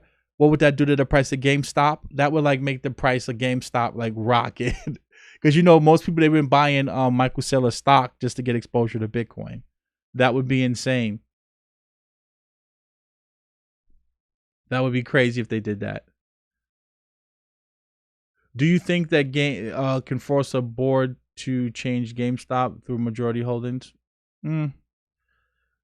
So what you're trying to basically ask is that, you know, who owns a majority of the stock, and if it's potentially like the Redditors, could they like direct the company? I don't think that the Redditors own enough for the stock, but that could be interesting, right? Like what control they would have, or what say they could have over the particular company. That would be interesting. Like who's the largest shareholders, or what group is the largest shareholders of the GameStop stock? But I believe that GameStop already started taking measures to like make their company profitable. And that was one of the points that the individual put together the report for GameStop put together, right? He was basically talking about that they have like new consoles coming out, and that because they have new consoles coming out, that they would be able to sell the console. So this would be bullish for the GameStop's, you know, bottom line, and that they're basically going to transition into being an e-commerce retailer, and that would help them as well. So it's interesting. Yeah, I've been a bull on AG. I do backflips. Let's see what's going on here. We have let's see. Woo! Look at AG. Woo! We can pull it up over here because Nokia's dumping. Look at AG. Oh, my bags are pumping, man. I've been having a good year. It's like everything I touch, just I can't think of one thing I invested in this year that I've actually taken an L on. Let me think. Right, like gold, silver, like, you know, I hold silver bags, gold My stocks have been pumping. Almost every cryptocurrency I've touched is up 3x or 5x or 10x, some 15x.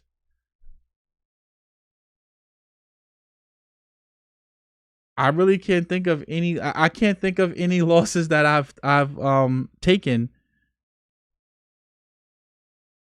in the past 2 years that I've been on this channel now. Maybe someone can remind me in the chat. I'm trying to think, like, could you guys, like, I can't think of anything that I've taken an L on this year or last year.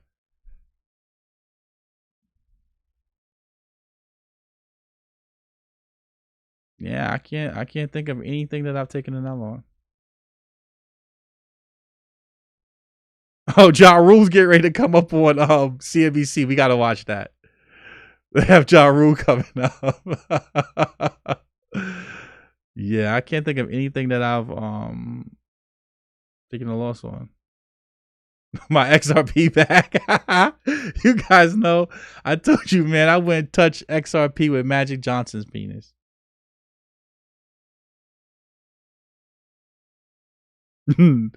Kayla Walker, you rolling your eyes? I'm sorry. I'm just gloating a little bit.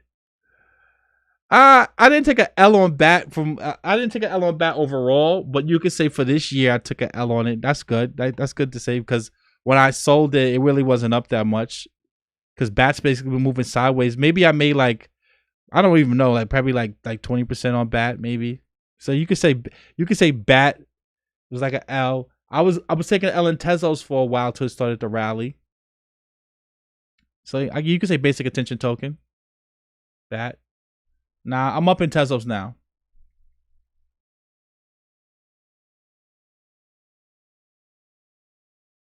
Yeah, so you could say basic attention token. I didn't make as much money in basic attention token as I should have.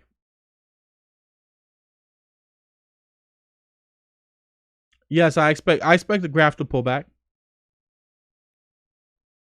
Look at this, guys. GameStop is starting to tank.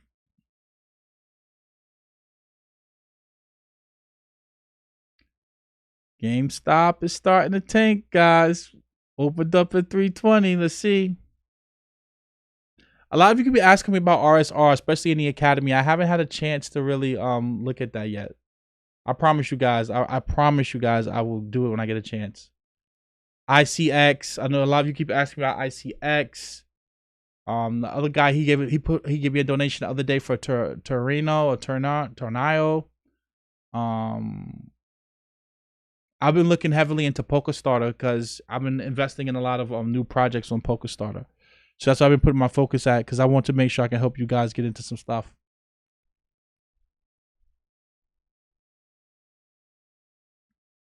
A lot of you guys have been asking me about that. It was ICX. A lot of you have been asking about Theta. And what was the other one you guys asked about? It was Theta, Zilliqa. What was the other one? I have a whole list of them. Celsius. I've been looking into Celsius a little bit. I don't really like what I'm starting to see with Celsius. They have a good vision and a message, but they take control of your private keys. So that's problematic right there. I don't really like that.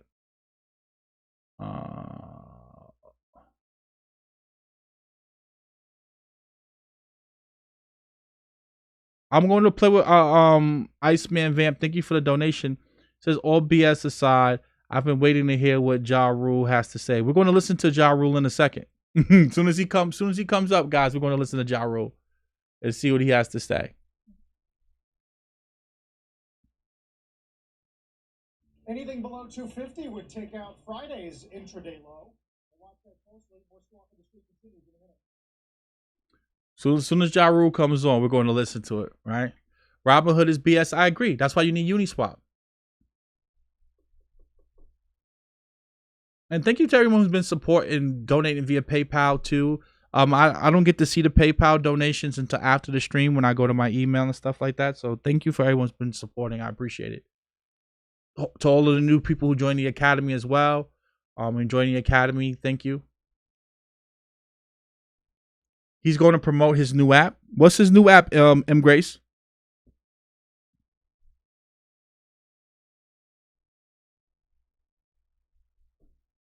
Christopher Howard says, I think your information is great. I'm not as interested in the tech side, more investing money from my day job.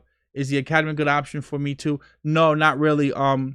We're mainly focusing on coding and building stuff. I just share with some of you like things that I'm investing in and at what levels I'm investing. Earlier I start talking about this. I'm going to put together a template for how you can find like new projects before they launch, to help you guys really get like to teach you how to invest in new crypto projects that are between like $150 million, because that's how you get the biggest gains and pumps. So I mean, if you can pay the monthly fee and get that, but the technology side of it, like the coding boot camp and stuff that we have, that's going to be more for, like I said, people who really want to get into the industry and really make some real money. We don't really cover a lot of investing stuff in there. We mainly just cover the technology. But again, like I said, I do have like PDFs where I tell you what I own and at what prices.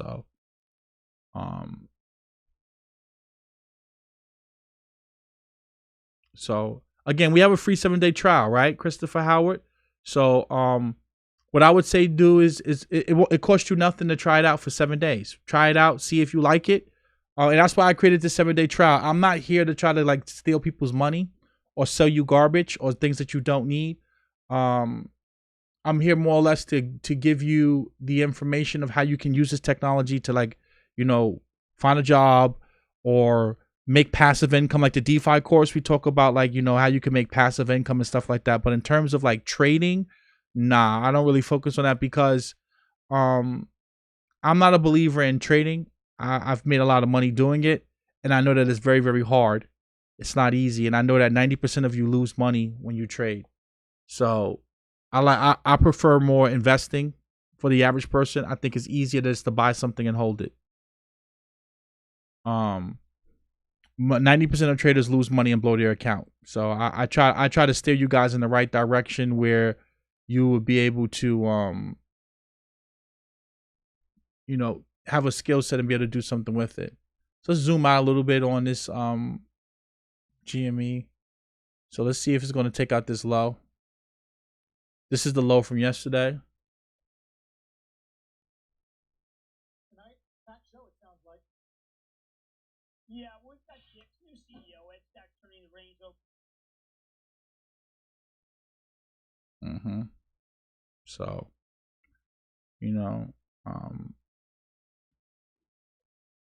I think it's easier to trade futures and Forex than it is to trade stocks. CryptoKey says GME is tanking because you can't buy.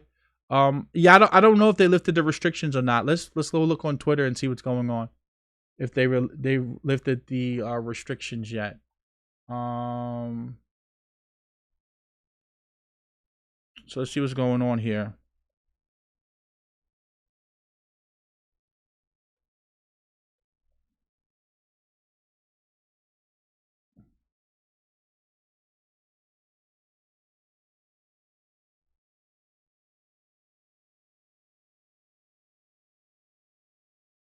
So this is what the Winklevoss twins are saying. If an app is free, then you are the product. Robinhood sells your orders and trade data to Citadel. Citadel is the customer. You are the minnow being fed to the shark. Same with social media. You're the product. Your personal data is sold to advertisers who are actual customers. Yeah, we know that already.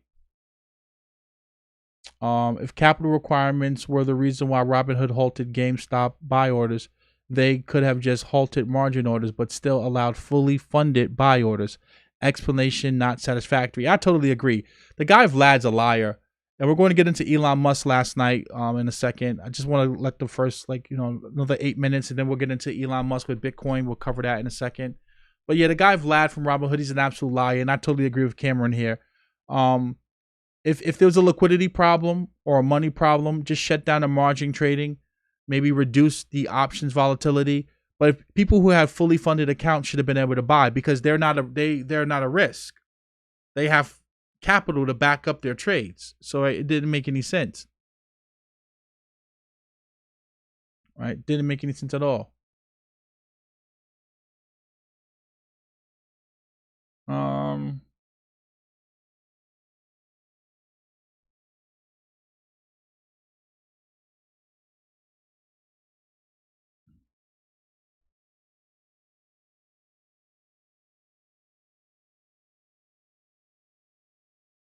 Oh, you're right. Look, it says Robinhood will continue to limit trading on Monday in short squeeze names like GameStop that have experienced explosive rallies and unprecedented volatility over the past week.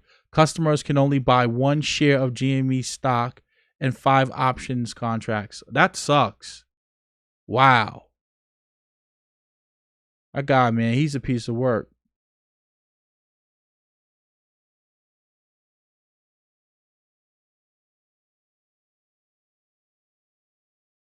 That sucks.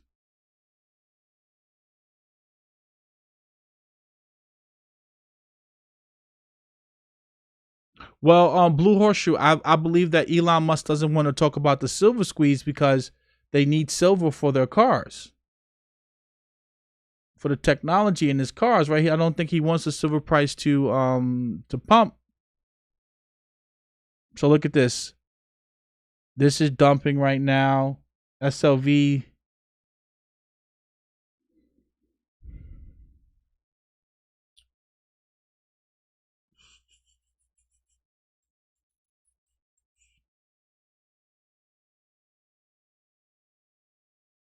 Yeah, there's two class action lawsuits right now against Robinhood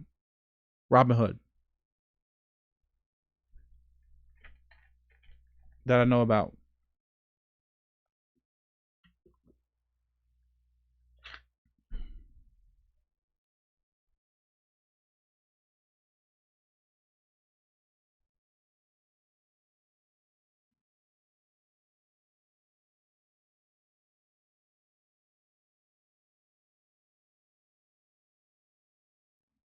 Chad, see, I have no idea when you should buy GME.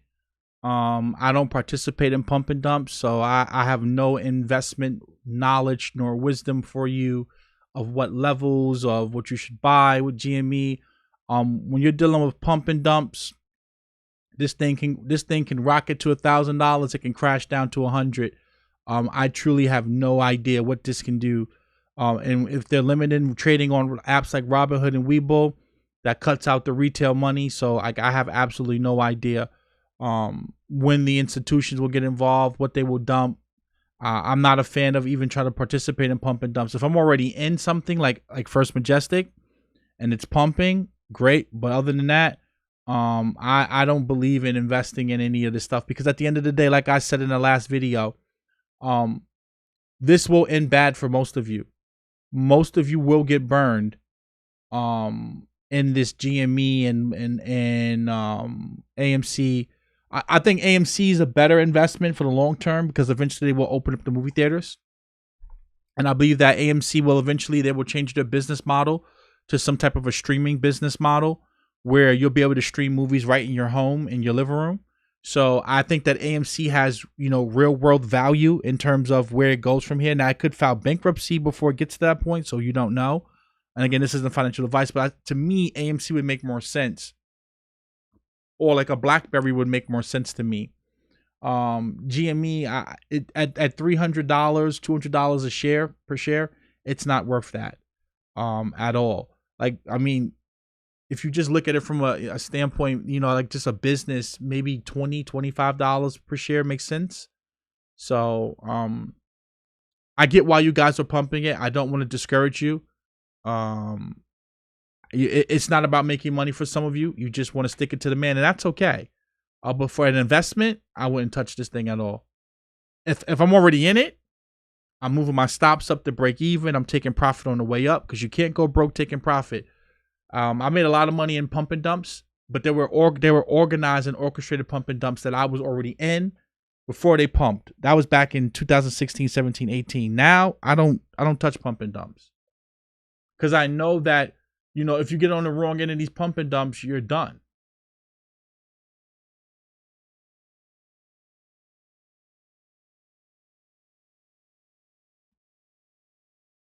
See what this garbage Ripple is up to.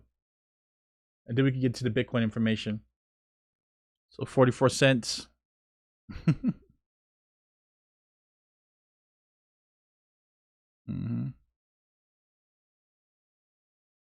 So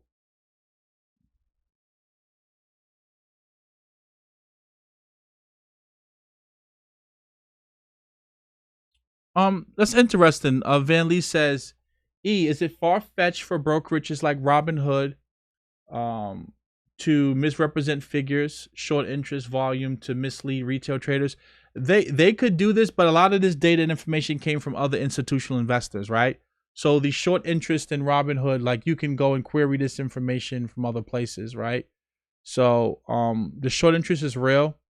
And in the case of Robinhood, it's not like you're getting the data from one place. You could say that if you was only getting the data from Robinhood, but I mean, even institutional investors, they get their data from like their Bloomberg terminals and stuff like that. So Robinhood could fake it, but the street, everyone in the street knew that this short interest was very, very high, and that's why you had this explosive rally up to 300, because they were short so much of the float that when they started buying, it pushes the price up. Because remember, a short eventually has to turn into a buyer at the end to push the price up. So. But yes, they could manipulate that, but this is bigger than Robinhood. This information was like, widespread and available to everyone on the street.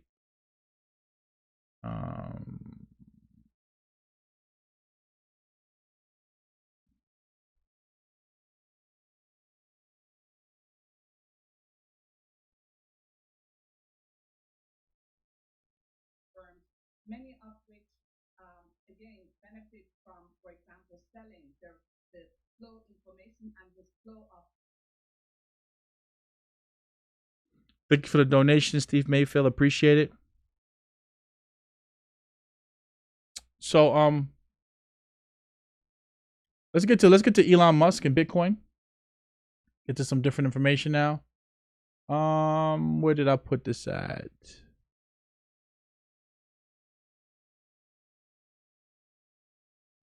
That's Mark Cuban. Here we go. So this was Elon Musk last night. He was in a clubhouse room and he was talking about Bitcoin. He had an interview. Other cryptocurrencies, would love to get your take on the entire thing. Well, yeah, I gotta watch what I say here because some of these things can really move the market. So, first of all, I should say, like, many friends of mine have tried to convince me to get involved in Bitcoin for a long time. Like when it first just popped, it popped out there.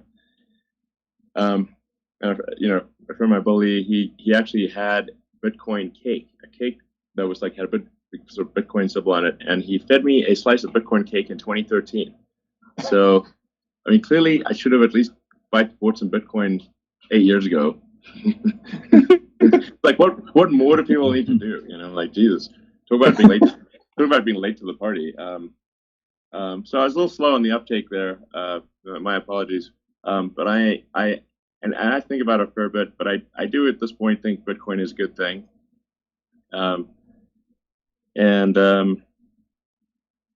So I am a supporter of Bitcoin. Like I said, I'm late to the party, but I'm a supporter of Bitcoin. And I think Bitcoin is really on the verge of getting broad acceptance by sort of the conventional finance people. So yeah, I think so. I don't have a strong opinion on other cryptocurrencies. I mean, occasionally I make jokes about Dogecoin, but they are really just meant to be jokes. But Dogecoin was made as a joke to make fun of cryptocurrencies, obviously. But fate loves irony, and often, as a friend of mine says, the most ironic outcome is the most likely, or as I like to say, the most entertaining outcome. So essentially, he was saying that he likes Bitcoin and basically saying what I've been saying for a while. And this is why I keep emphasizing and stressing to a lot of you that we are extremely early when it comes to crypto. And a lot of you don't believe me when I say that, but just follow me here. Follow this line of logic. Dogecoin is worth $5 billion, and it's a joke. Literally, Dogecoin was created in 2013 as a joke. It has no utility, yet it's worth $5 billion. We just watched a garbage like Ripple pumped to $25 billion. It literally, the market cap of Ripple in a day increased by $15 billion in one day. So when you see something like Chainlink is the God protocol. It is the most powerful protocol that you can think of by far, because it's the protocol that will link everything together. That's why it's called Chainlink. It will link all of these blockchains together. It's actually a bridge, and Chainlink can do so many other things besides just bring data onto the blockchain, like literally. And I'm going to cover that in a second. That's just so many different things that Chainlink can do. Chainlink at $8 billion is laughable, right? Ripple is shit. Ripple can do nothing. Everything that they claim Ripple can do, that it's fast, that it's cheap, that in certain instances, in certain contexts, yes, it could do those things. Overall, it cannot do the things that it cannot deliver the actual utility that they're claiming it could deliver. Chainlink can do that today. Chainlink has over 300 partners today, right now. Not in the future. Not we're going to pay this person to use the token. No, right now, today, Chainlink has 300 partners. So when you look at Chainlink, blockchains, the way that a blockchain operates is that a blockchain is simply a database, and it will store data within that particular network. In the case of Bitcoin, it stores transactions in a ledger. And in some other blockchains, they store different types of data, depending on what the network is trying to accomplish. But those blockchains is basically blocked off from the real world. So when you think about DeFi, decentralization, decentralized applications, if you have a sports betting app or like an app that needs weather, right, the time and the date and the actual what the weather may be, that's outside real world data. So how do you get the real world physical data into the blockchain? You use Chainlink. Chainlink allows you to basically bring real world data into the blockchain. So if you had a sports betting app and the Bulls played the Hornets, if a person's betting, remember, a smart contract's deterministic. So if you are relying on a centralized entity to provide you with data, well, that data could be manipulated and tampered with. So being able to provide data in a decentralized way into that smart contract is extremely important. And in terms of having a decentralized application in a decentralized finance ecosystem, think about, price feeds of particular assets. You need to make sure that the price feed that this particular, currency or asset is being fed is correct, right? And up to date, because again, people are basically wagering their bets on that, right? So at the end of the day, Chainlink is an absolute monster. And once Chainlink launches staking, where you can start staking your Chainlink, oh man, it's through the roof. Absolutely through the roof. So when I see garbage like Ripple, and I see it's laughable to listen to the Ripple tards. You have all of this utility. Your project is so great. So why do you need a pump and dump group? Why aren't the banks pumping it? Where's the bank money? The banks have trillions of dollars. If your project is so great, why do you need a pump and dump group?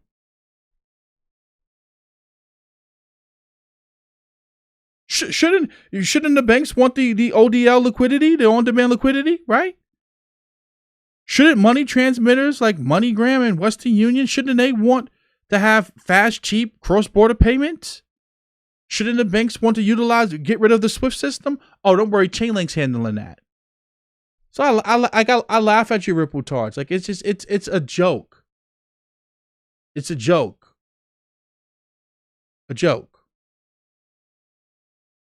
So, but yeah, like I was saying, when we're so early, when you just think about crypto, you just think about the amount of money that's sitting out there.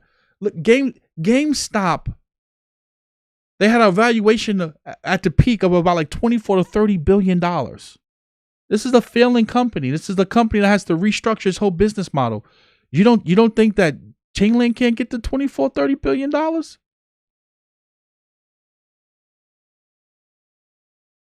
You just gotta keep that in mind when you're looking to invest in things, and just make sure that you are investing in good projects. As I said before, because guess what?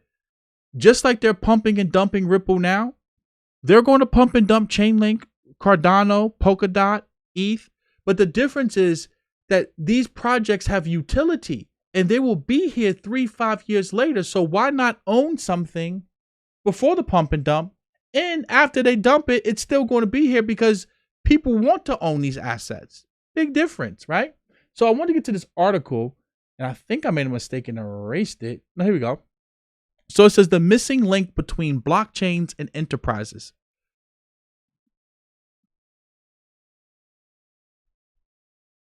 And this is from the World Economic Forum. And you know what the World Economic Forum stands for, the Great Reset. It says, while blockchains have seen a surge of development in recent years, it has been unclear what the adoption curve will look like for global enterprises that want to capitalize on this technology without rebuilding their existing systems from scratch. With the rapid advance of blockchain oracles, infrastructure that securely connects blockchains to external systems, enterprises and governments now have a universal gateway for interacting with the fast-growing blockchain ecosystem. The World Economic Forum, in collaboration with Chainlink, the industry-leading Oracle solution, recently published a white paper, Bridging the Governance Gap, Interoperability for Blockchain and Legacy Systems. The paper outlines a holistic industry standard for global enterprises to adopt blockchain oracles that reduce switching costs and meet the security requirements for enterprise use cases. So Chainlink is bigger than just DeFi. As I told you before, it bridges real companies and real world applications into decentralized finance. Because as I said to you before, Bitcoin just covers currency. That's just one aspect of finance. What about mortgages on the blockchain? Real estate on the blockchain? Sports betting on the blockchain?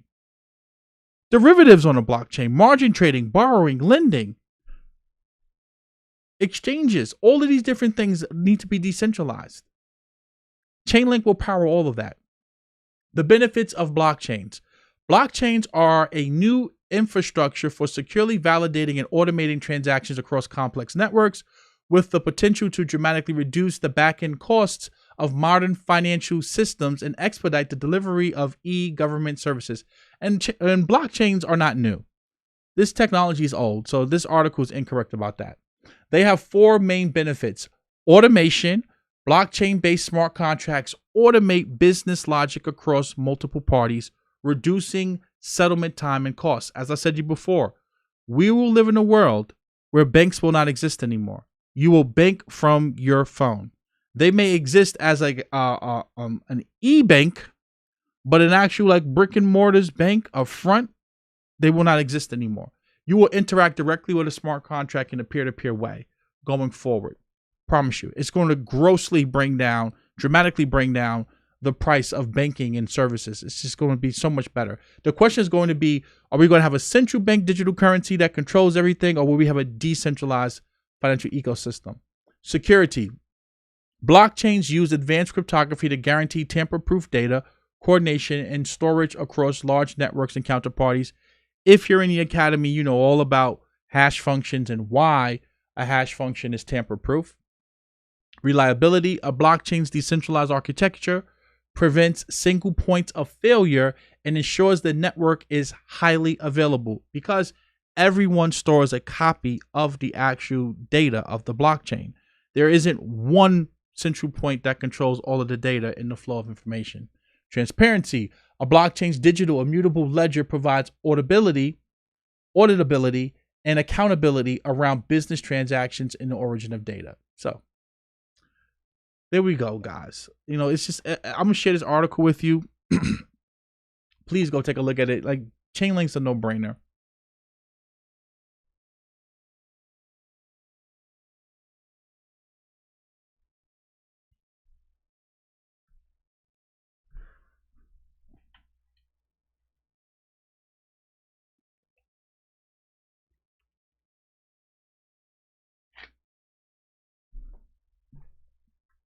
Yeah, I don't trust Celsius because from what I understand right now, no, that they you don't control your keys with Celsius. I have to look a little bit further into the technology, but look at this. It's starting to dump, guys.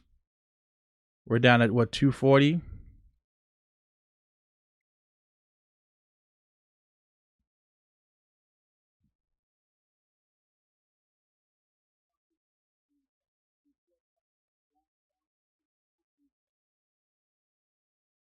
See what's going on in the news.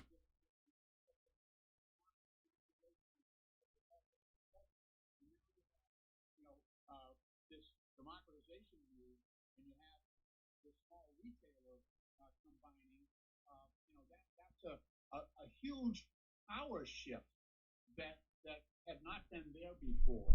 But this is not a pump and dump situation. This is not a garden variety pump and dump situation. I don't believe, because look, this is GameStop, right? They're a shopping mall retailer.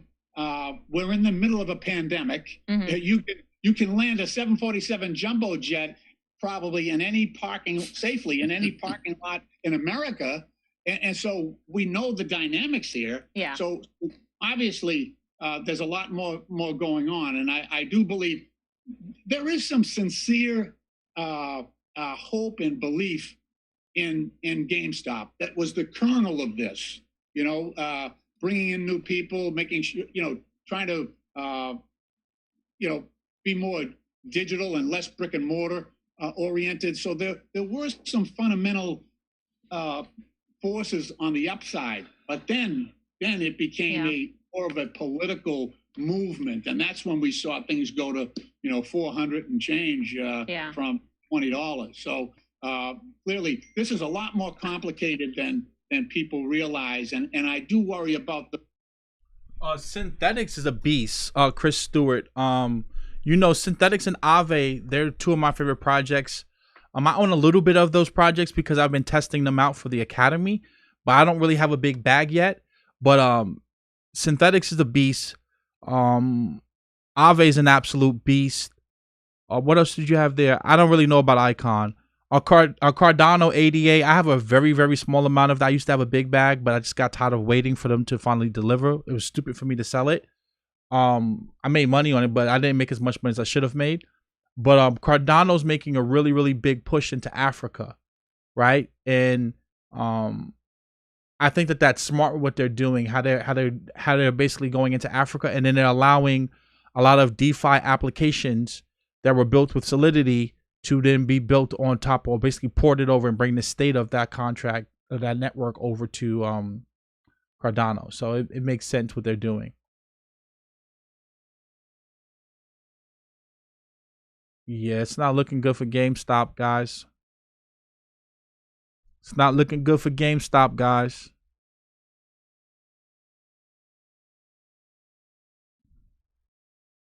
Miguel says hedge funds working at full steam to bring GME down. Yeah, because they're still short heavily. There's still a lot of heavy shorts in GameStop.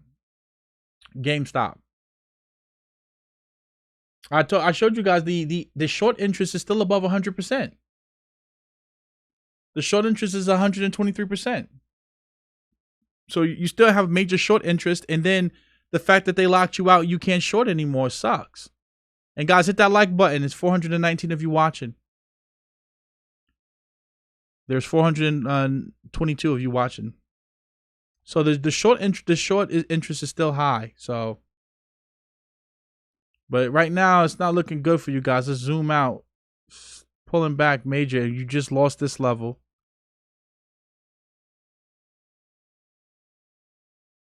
And again, I'm not sitting here trying to be the bearer of bad news and trying to beat you guys down. But I said to you, if you made money in this, take a little profit, move your stops up. But trust me, there's always tomorrow. There's always the following days for you to get it back. I made a lot of money in pump and dumps, and I can tell you that when they start to dump, they start to dump. And more people lose money in a pump and dump than actually make money. That's been my experience with pump and dumps. And look at Ripple, it's down at 40 cents.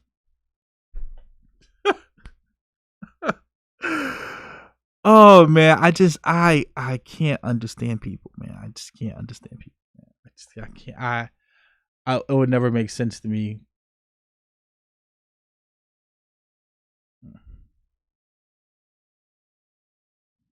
A link to join the academy is in the description below, guys. We're going to start our 100 days of code. As I told you before, I had to go back and redo the coding boot camp because a lot of you didn't like the way I was teaching it. It was too hard for you. So we're going to focus on a very, very basics because I want to hurry up and get to Solidity so we can start building some dApps because there are some people in the academy that are more advanced in terms of coding and programming. But that's the link to join the academy. We have our lifetime membership back. That's going on for about I think like 14, 15 more days. I'm not sure. A lot of you received the email. You could probably let me know in the chat.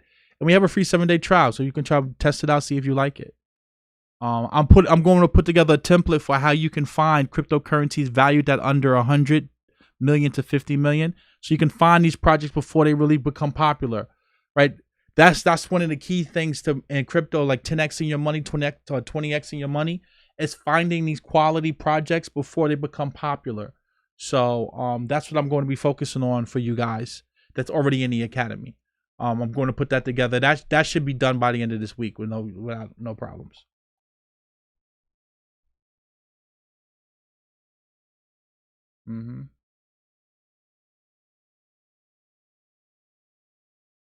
Yeah, see, Maria, I don't understand. I had so many people from the Ripple community like, see, look, you were wrong. And it's been literally, they have a Telegram group called, buy and hold XRP February 1st, 2021. It's a pump and dump. It's designed, the way that a pump and dump works is that it's designed to sucker people in and then they dump on you. They got 200,000 people in this group, into a pump and dump group. And listen, I made a lot of money in pump and dump groups 2016, 2017, 2017 into 2018. I know how these things end. They end with most of you losing your money. Because if you're not in at the beginning of the pump, then you're probably the one that's going to get dumped on. And that's just the reality. If Ripple had utility, you wouldn't need a pump and dump group. You just wouldn't. So, now, you know me, I'm fair. If Ripple somehow wins this SEC lawsuit and wins this case or settles and they can still keep doing business without being registered as a security, the thing will moon, right? So if you're saying to yourself, you know what, I'm treating this like a lottery ticket and I believe that they can beat this case, then that would make sense, right? From that standpoint, but it's a gamble. That's not investing, right? That's gambling at that point. So like I said to you before, why gamble when there's just so many better projects like a Polkadot or like a Chainlink? Why gamble?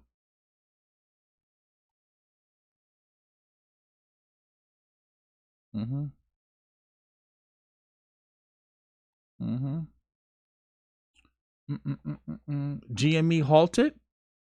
Let's pull it up.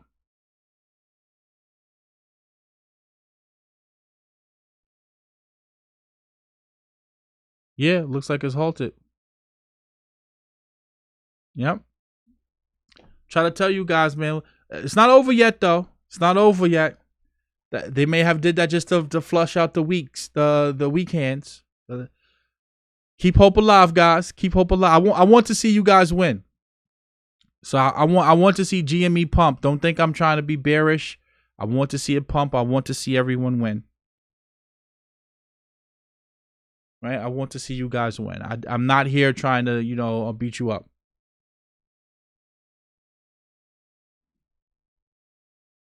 Loop Ring's a beast. Because Loop Ring allows you to on layer 2 to get a lot of throughput through, because Bitcoin can do about three transactions per second. Ethereum can do 15 transactions per second. Loop Ring allows you to do thousands of transactions per second, and it's a second layer scaling solution. So Loop Ring is really good. So, and they utilize ZK snarks. So the technology that Loop Ring utilizes is really, really powerful. And that's why I try to tell all of you, like, the crypto is bigger than just currency, right? It's just so much more that you can do with it. There's so many more things that they're trying to accomplish. Oh, it's trading again. It's not halted, guys. It looked like it's trading again. GME. This is the top one. It's at 222 right now. GME's live again. Okay. I have a big bag of H bar too.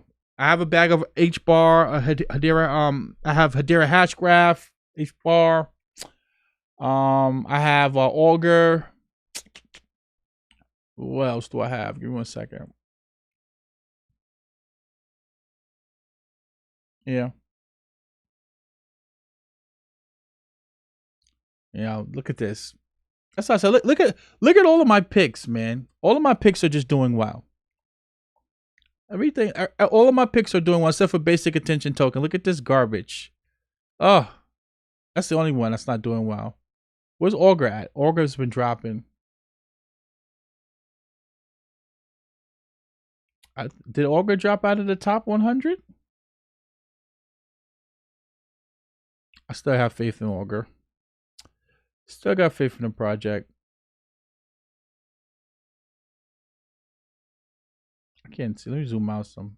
I can't see because my computers are in the way. Here we go. Wrap. Yeah, dropped out of the top 100. Still up for the year though. Any project that I'm investing in, I have a 10x on any project that I'm investing in. So just multiply it times 10.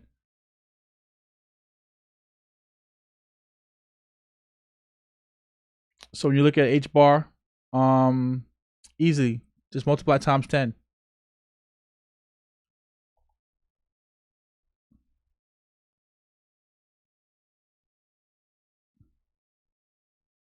Because the projects that I'm investing in, I plan on them. I plan on these projects being here 3 to 5 years from now. Like these are not just pump and dumps. I actually, like a Chainlink, I see a world where Chainlink is working with businesses in crypto, right? Not just working with crypto, but working with corporations as well to decentralize corporations as well. Right. So I want to emphasize that to you guys to keep that in mind. Like I invest in things that they have real world utility and people will use them for the utility, not because they're speculating it will go up. Given that move in GameStop and other stocks.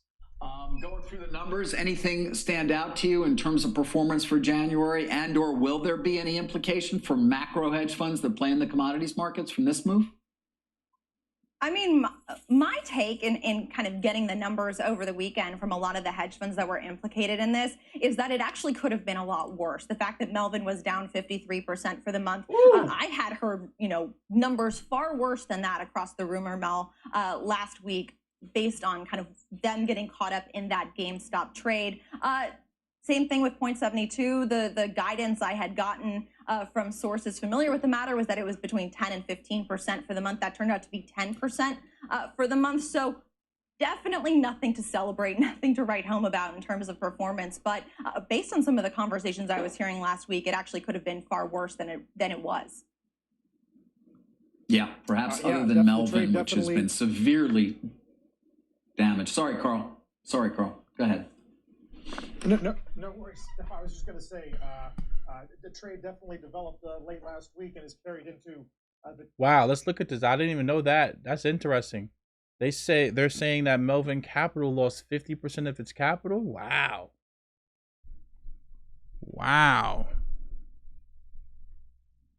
Woo! You guys did some damage. It says Melvin Capital lost 53% in January, hurt by GameStop and other bets. Ooh. This is January 31st. So this was yesterday, I'm assuming. It says Melvin Capital Management, the hedge fund that has borne the brunt of losses from the soaring stock prices of heavily shorted stocks recently, lost on its investments in 53% on its investments in January, according to people familiar with the firm. Melvin's losses are the most visible wound in an extraordinary tussle playing out between professional hedge fund investors and amateur traders congregating on forums such as Reddit's WallStreetBets. the amateurs have made Melvin their principal enemy and have gleefully seized the upper hand. Only 47% left to go, one user posted Sunday. They are exhorting one another to keep buying GameStop stock and call options. The frenetic trading is almost certain to continue Monday and into the week. Brokerages restricted purchases of GameStop and other hot stocks last week, pulling volumes down. But more than 50 million GameStop shares still changed hands Friday. A year ago, volume was just a few million a day on the other side. While Melvin has ceased betting against GameStop and other funds have exited or trimmed their bets, the stock remains heavily shorted. And this is what I told you guys. There's still a lot of shorts in here, man. Still a lot of shorts in here.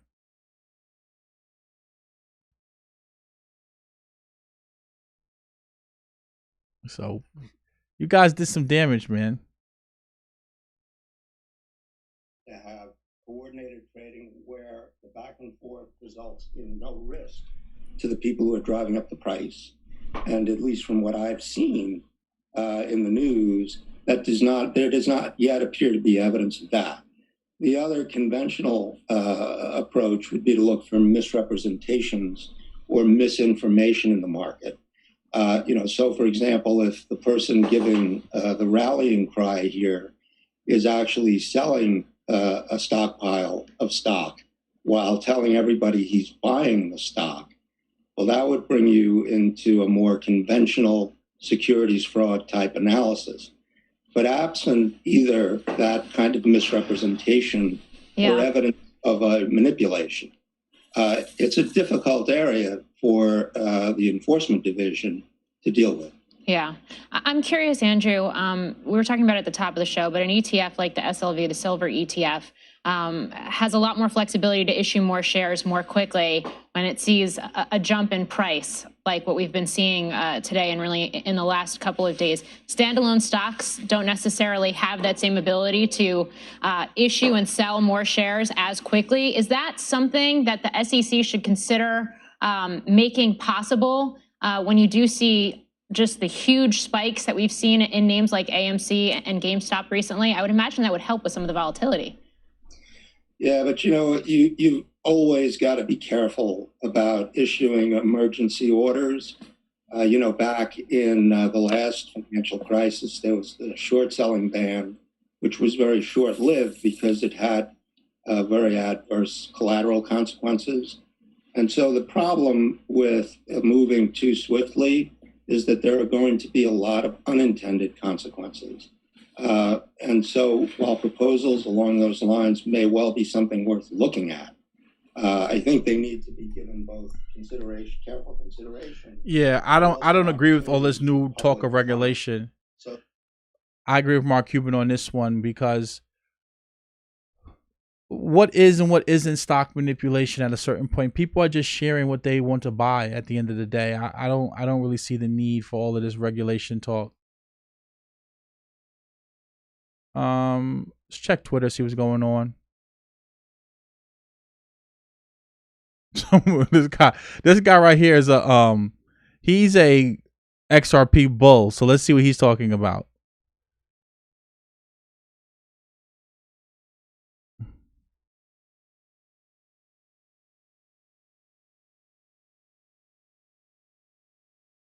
He's an XRP bull.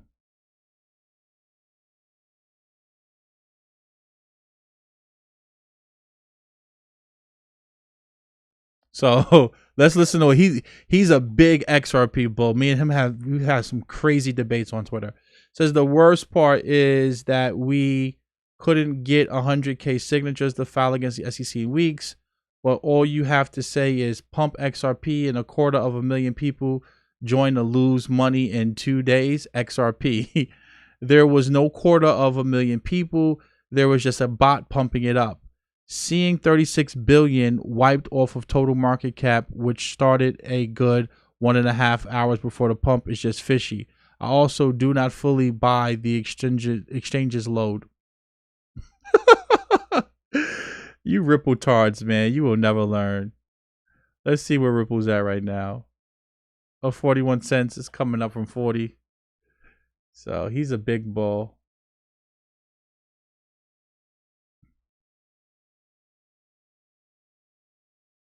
Look, guys, a lot of first-time bag holders. Anonymous poll, 49,000 people voted. How they plan on holding it? Crazy.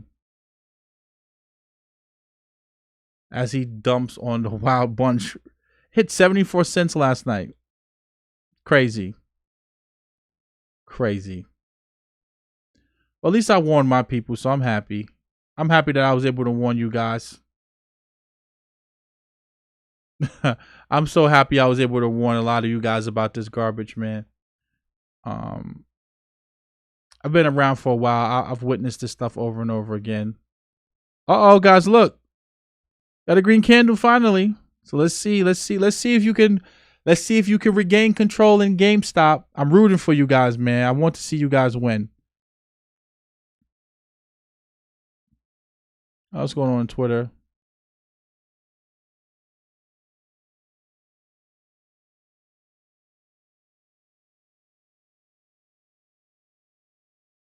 Michael Davis, he just explained what Ripple's owner did as securities fraud. Could you elaborate a little bit more, Michael Davis, exactly what you're trying to say? Thank you for the donation. Because I've been covering I have to use my words wisely, right? I can't call it fraud yet because it's an SEC complaint, but I wouldn't say what the CEO and what the executives are doing at Ripple is fraud. What I would just say is it's unethical, right? It's unethical to be in the public telling people that bank liquidity is coming and that we're going to be the reserve currency and that, you know, all of this adoption is going to happen and I'm a bull long term. And then you're dumping 1.7 billion tokens into the market. Like if like I'm not selling my Chainlink. That's like me sitting up here telling you how bullish I am on Chainlink, but then dumping it. Like that doesn't make any sense, right? You know, so when you read the SEC complaint, and remember the SEC, there are allegations, but these are allegations from the standpoint of they have text messages and bank records. Like it's not like this is the government we're talking about, right? They're not just making a claim. You know, so it's just when you see it, it's so obvious that Ripple is garbage. I don't understand why anyone would ever think that XRP makes any sense. But again, from the standpoint of if they win this case somehow and they pay a fine on settlement, we'll pump.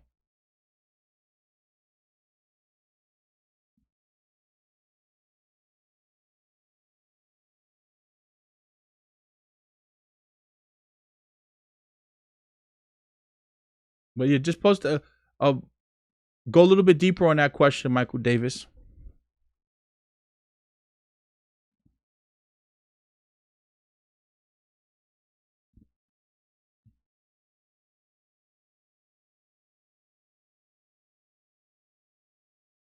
Polkadot's my favorite project by far. I believe that Polkadot's a direct competitor to Ethereum, but it also could work with Ethereum because it can be a bridge as well. The interoperability that Polkadot brings, the throughput. I'm a huge believer in the project because a lot of people don't know about Polkadot. It was created by Gavin. Gavin, Charles, and Vitalik created Ethereum. But then both Gavin and Charles left to go create their own projects. Charles went to go create Cardano, and then Gavin went on to create Polkadot. Because they didn't believe that Ethereum could scale. And a lot of people still don't believe that Ethereum could scale. And when I say scale, meaning that it would be able to do enough transactions per second to be ready for the prime time. And when you look at the way that Polkadot is structured, it's like it's a very complex project. So when you understand that the more complexity you add to a project, you increase your attack vector, right? Therefore, things can break, bugs can happen. But I just believe that Polkadot is built for right now in the future. Like it in terms of being ready for primetime action, I just feel like Polkadot's on a better track than Ethereum is, in my personal opinion. And if you're looking to hedge yourself against ETH not being able to deliver, with ETH 2.0, I would say Polkadot's a no-brainer. Because at the end of the day, remember, we're talking about the Web 3.0, being able to build applications on top of these protocols. I just think that what Polkadot's trying to do is, right now, what they're trying to do is far superior than what ETH is trying to do. But we're talking about code here. We're talking about cryptography and a lot of complex things, and things could break. But I love Polkadot. And a little trick for you. Here's a tip. You want to make some easy money? Look for new projects launching on top of Polkadot. That's the easiest way to make quick money.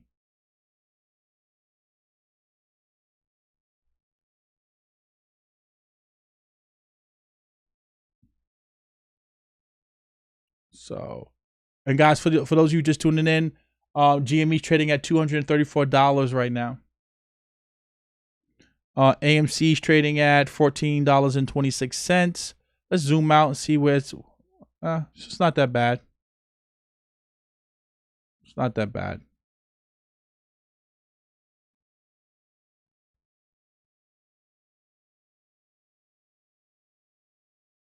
That doesn't mean, guys, that doesn't mean go and buy. I just feel that, but see, here's the problem with that, right? While the technology that Polkadot may have, in my opinion, I feel is superior to ETH. Ethereum still has all of the developers, and Ethereum has all of the tooling and the mind share, right? So you have to look at this from two different perspectives.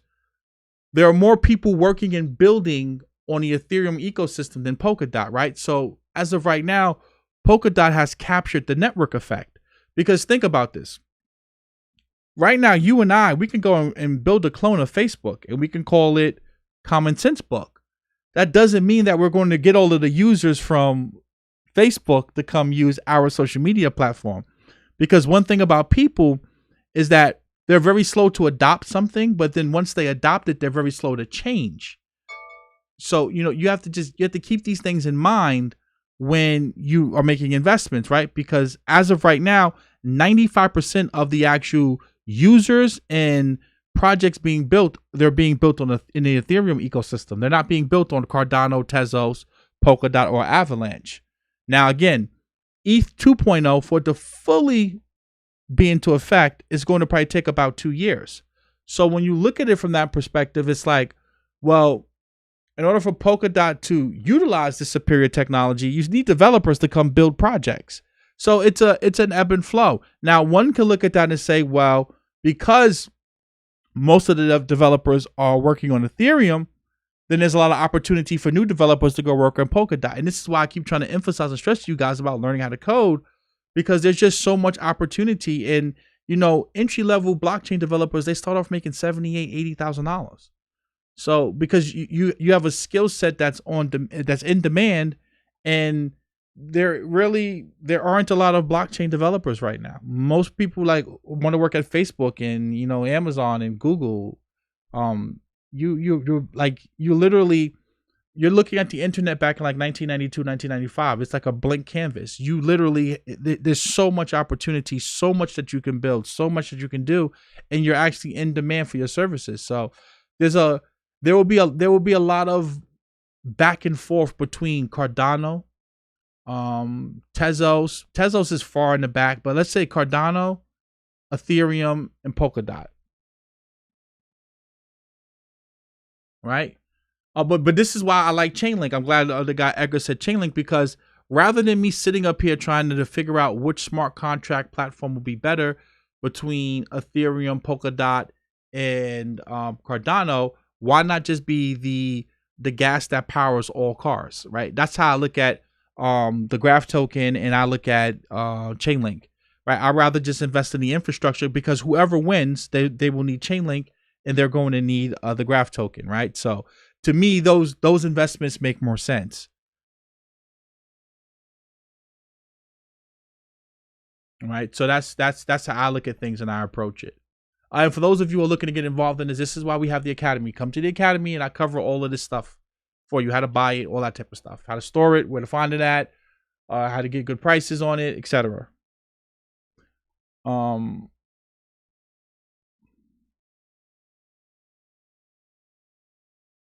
They don't have no interesting guests today? No interesting guests today?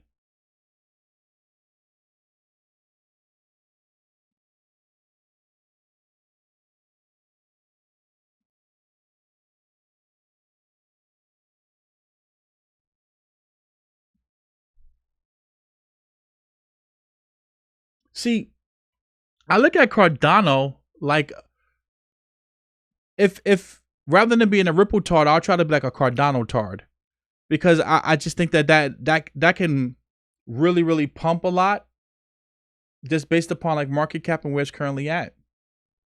Again, not financial advice. Like to me, a Polkadot and Cardano make if you want to go for the smart contract dark horse, it just makes sense for based upon market cap. But to me, Chainlink's the easy. Chainlink to me is the easy. It's like a no brainer. It's worth $8 billion, almost $9. It's at $22. It's a no brainer to me. Easy money.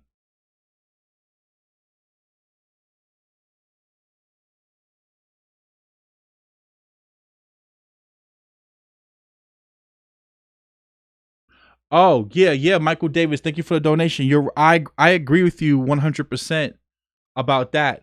And this is why, like I was saying earlier, I made a video about this the other day. That there's a spectrum with what's happening with this WallStreetBets, GME, AMC, quote unquote manipulation or pump and dump, whatever you want to call it.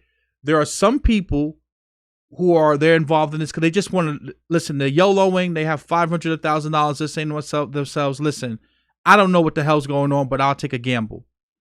Then you have other people where they see that based upon the way that the market is structured, to be short 140% of the float, that's going to create a short squeeze.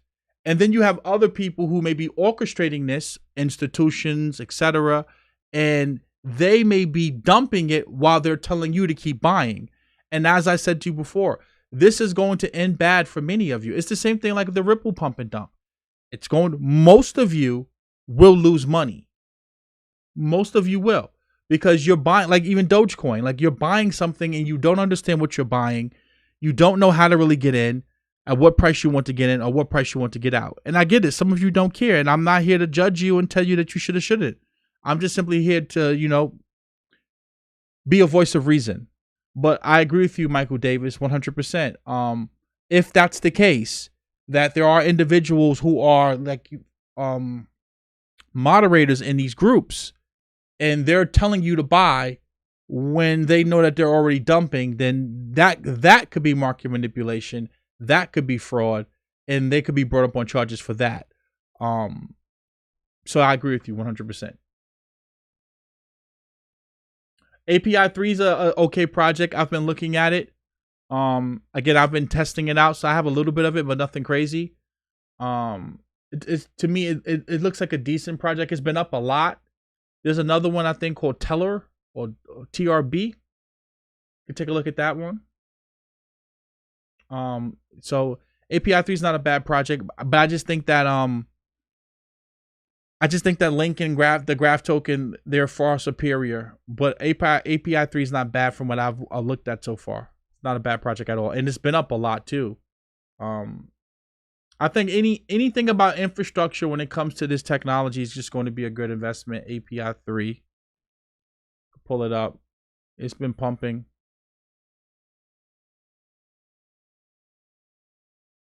Look at this pump. And I was talking about this a while ago. I never really put no real money into it. I've just been testing it out. So good pump. $1.16. Went all the way up to about 6 and some change. Not bad. It's at 441. Not a bad project at all.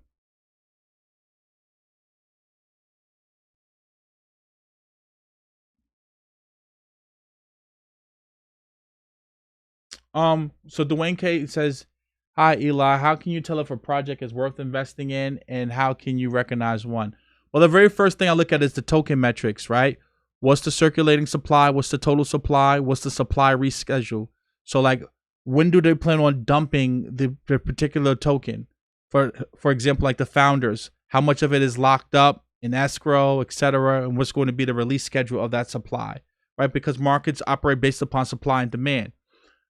Bitcoin's entire value proposition is that there would never be more than 21 million Bitcoin. So therefore there's artificial or digital scarcity, right? So some tokens like Ripple, for that matter, they have billions of tokens. I believe Ripple has 100 billion tokens.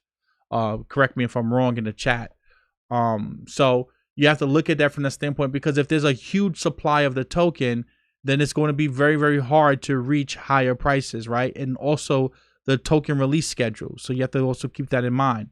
So once you look at the metrics of the project, then you have to start saying to yourself, who are the individuals behind the project? What experience do they have? Are they serial project starters? For example, EOS. I knew EOS was garbage because the guy, Dan, he just jumps from project to project to project. Like every 2 to 3 years, he's creating something new. So how can you really build an ecosystem with a person who every 2 or 3 years, they're jumping to a new product, right? Or a new project. So that's the first thing I look at is a team.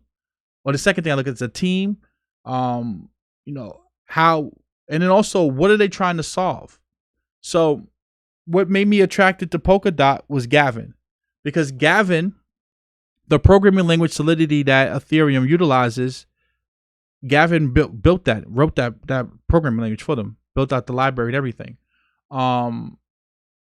He was really, really profound in the whole idea of just, making Ethereum scalable, and he realized that Ethereum wouldn't be able to do that. So the fact that he would create a project like Ethereum Vitalik, walk away to go create his own, leads me to two ways of thinking. Either one, he just wants to cash in off the fact that he has name recognition, or number two, he really just doesn't think that Ethereum could scale.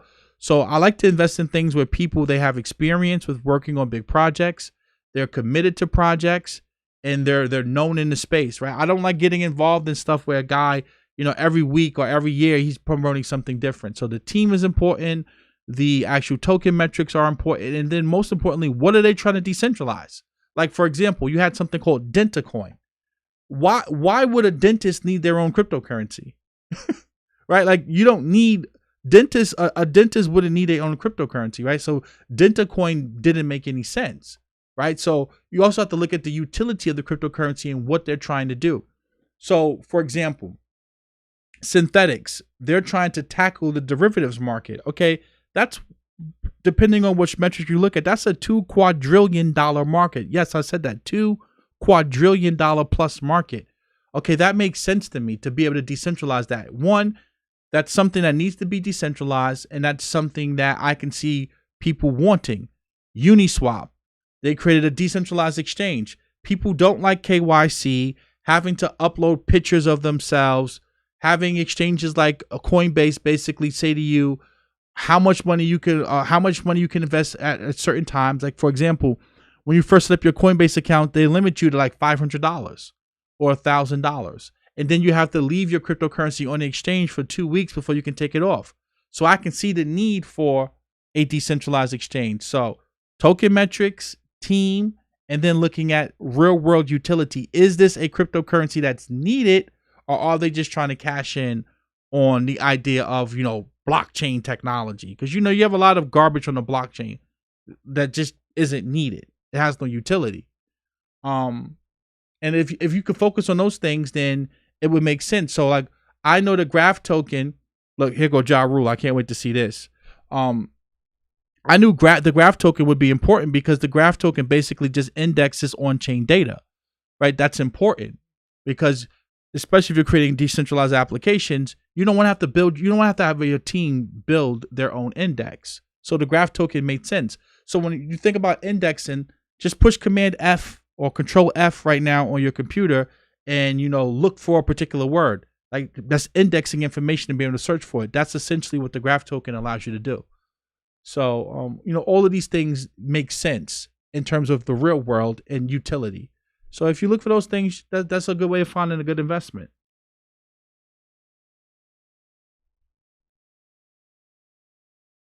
Oh, let's see what they're talking about.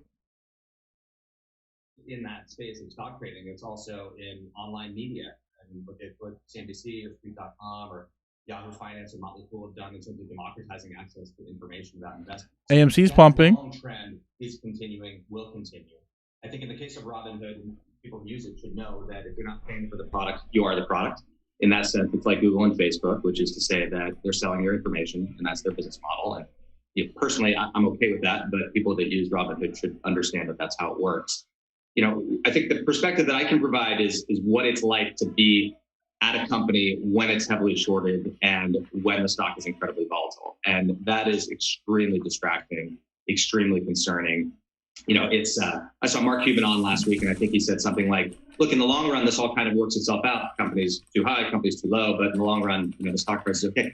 He's right about that over the long term. But employees at the companies, they live in the short term. And when their stock is incredibly volatile, partners get concerned, advertisers get concerned, legitimate shareholders and real long mutual funds and long hedge funds, they get concerned because buried in these short themes, there usually is a little kernel of truth, which the company can rebut.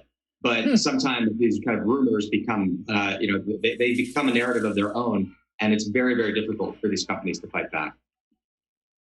Right. So extending on that experience you had as a CEO, where you have perhaps a higher than normal short interest, what are they thinking right now, these companies that are seeing those same shorts squeezed?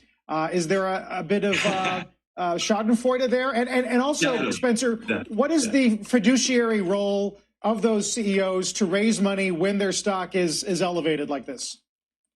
Yeah, so there's definitely schadenfreude. I mean, look, at Zillow, for example, we knew that we were always one of the most heavily shorted stocks on the NASDAQ. And, that was almost a badge of pride internally. It was like, wow, look at all those unbelievers who think we're going to fail. We're going to prove them wrong. And that's fine. I can sort of accept that. What I can't accept is when hedge funds that are short talk their book and dress it up as research and pretend that it's a research report as if it's sell-side research from a proper investment. Like, it's not. These are hedge funds that are short, and they're talking their book. They're putting out rumors and innuendo, and He's not talking about anything. We don't need to listen to him. He's not saying anything. I also have a Bloomberg subscription. Let's see what Bloomberg is, what they're talking about over on Bloomberg, because he's just talking about nothing. Damn microphone. Sorry about that, guys. Thank you, Randy. Thank you, Nicole. I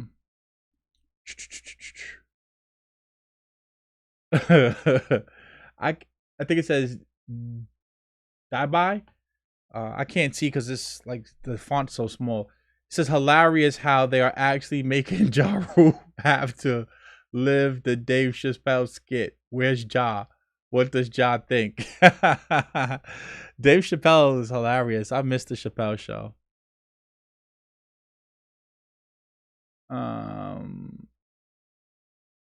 Boom, boom, boom, boom, boom. He says, I'm actually liking Cardano. I have a friend that said he's riding Dogecoin all the way up. I asked him, what do you know about Dogecoin? He said nothing. He just saw it pumping and jumped in. That's what most people do, guys. And listen, I'm not here to knock you. If that's what you want to do with your money, listen, I can't stop you. I just try to be the voice of reason. That's all. So look like Link and Cardano's pulling. I mean, Link and Polkadot's pulling back a little bit. That's good. Uniswap's been on an absolute tear.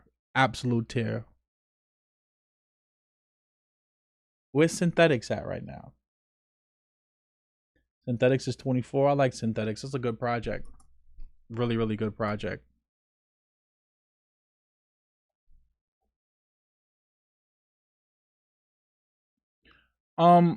Red Pill Finance. I don't think it's going to start the silver bull market yet. I believe once Joe Biden and Kamala Harris fully in the squad, once they fully get their Democrat socialist agenda going, I think that's when you're really going to start to see precious metals really start to have a crazy boom, because what you're starting to see, the government's really starting to buy into the whole idea of modern monetary theory, MMT, where debt and deficits don't matter because our debt is denominated in dollars, and because we're the reserve currency, that we could just print as much money as we want to and it won't affect anyone. So from that standpoint, like a lot of politicians are starting to believe that. And then you have the Bernie crowd, you have AOC, Rashida Tlaib, the Presley chick, like the United States is starting to buy into the idea of socialism, and populism. So that's when you're going to start to see the real inflation start to happen. When right now most of the inflation happens in assets, right? You have asset price inflation. So most of the inflation really goes to the top because they own assets. We don't really get the inflation. Once they start really getting the inflation into the economy like Jerome Powell wants to do, and they'll be able to do that with a central bank digital currency, that's when we're going to start to see the real boom happen. Because what a lot of people don't understand is, like, the Fed doesn't really cause the inflation. It's actually the commercial banks that cause the inflation, right? Because they can loan out more money faster than the Fed can print it and create it, right? But they lend out more money than they're supposed to because they know the Fed will bail them out. So it's kind of like this, chicken and egg argument. Because once you sign your name on a dotted line, or you go on to CapitalOne.com and you get a credit card, you create currency out of thin air, right? But it's debt. So therefore that creates an artificial demand for the US dollar. Like when I go and I get a mortgage, poof, $300,000 comes into existence. And then that money goes throughout the economy, but that money still has to be paid back with interest. So that creates an artificial demand for the dollar. So I believe that once these stimulus bills and all of that starts going straight to the American people, that's when you're going to start to see the boom happen in precious metals, where like literally silver's going to double overnight. That's when you'll start to see it. This right now, to me, it feels a little bit like just a little like a warning shot. But it's not the actual one that's going to kick everything off.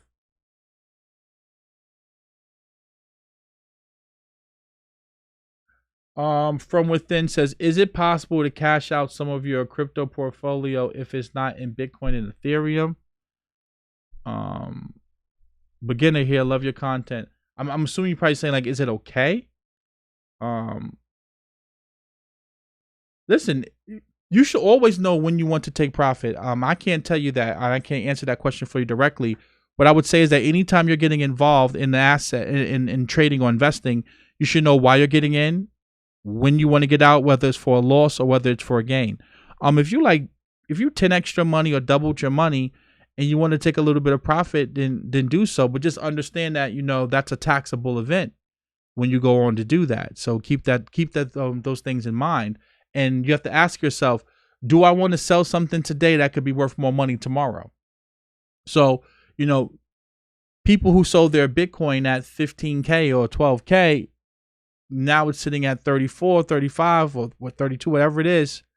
They're kicking themselves, right? So you don't want to sell a productive asset that's making you money and growing in value unless you have to, right? So now again, if it's some garbage like Ripple and you're like, I just want to book some profits and move my stops up, then you could do that too, right? So it's more or less what you're trying to get out of it now. If you're like, listen, I want to get a home, I need a new car, maybe I need to pay down some debt, then yeah, you may want to, take some profits and pay down some different things, especially if you have some debt that has like an interest rate attached to it and you want to try to get rid of the interest, especially like credit card debt where you're paying like 22% interest, then yeah, I would do that. But it really makes sense for like what you're selling for and what you're going to do with the money you're selling, what you're going to do with the money once you sell your asset. Okay. So, and yeah, I'm not a financial advisor. This is just for educational purposes only.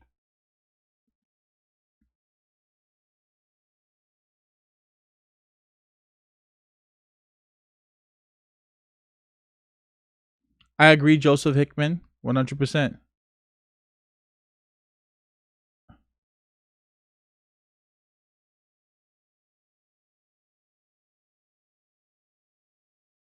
Yeah. I'm. So it says, is it possible to cash out some of your crypto portfolio? Sorry, I wasn't clear. I mean, because it's digital currency, since you talk about new currencies, is this real money I can walk with? Yeah. Well, first of all, there's crypto debit cards There's plenty of like companies and services that offer debit cards that you can actually use your crypto to go spend and buy stuff with. PayPal has over 26 million merchants. You can use your PayPal at any. I mean, you can use your crypto with any PayPal merchant. So it's easy to convert your crypto into fiat if you want to. Whether it's in the black market or whether it's in an open market, right? That's not hard to do. Like I said before, there are companies that offer crypto debit cards. So you can use your cryptocurrency as real money as long as it's a legitimate cryptocurrency project.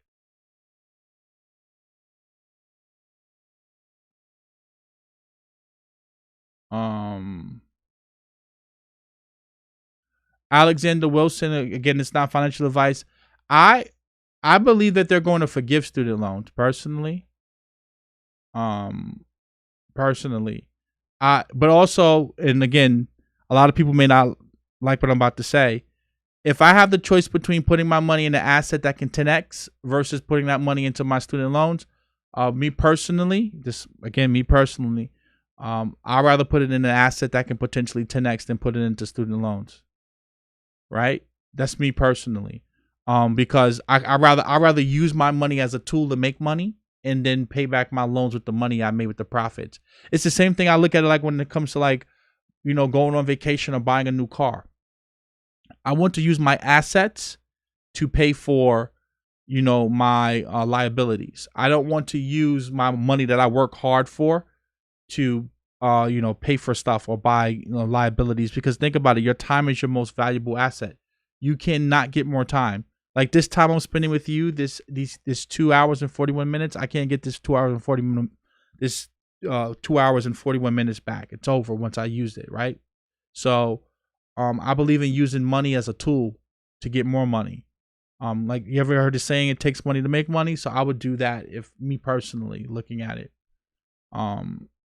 So that's what I would do.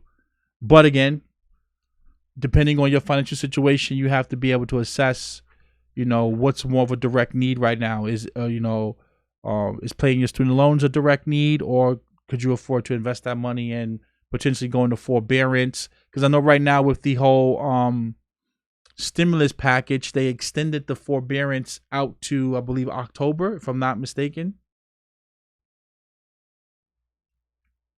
So in that case, I believe if you're paying the student loans, most of the money goes to the principal.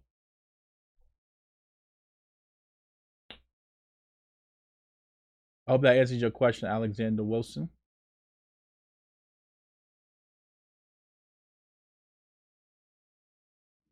The Logic Sphere says, I thought GME would have crashed by now. We're going to see, man.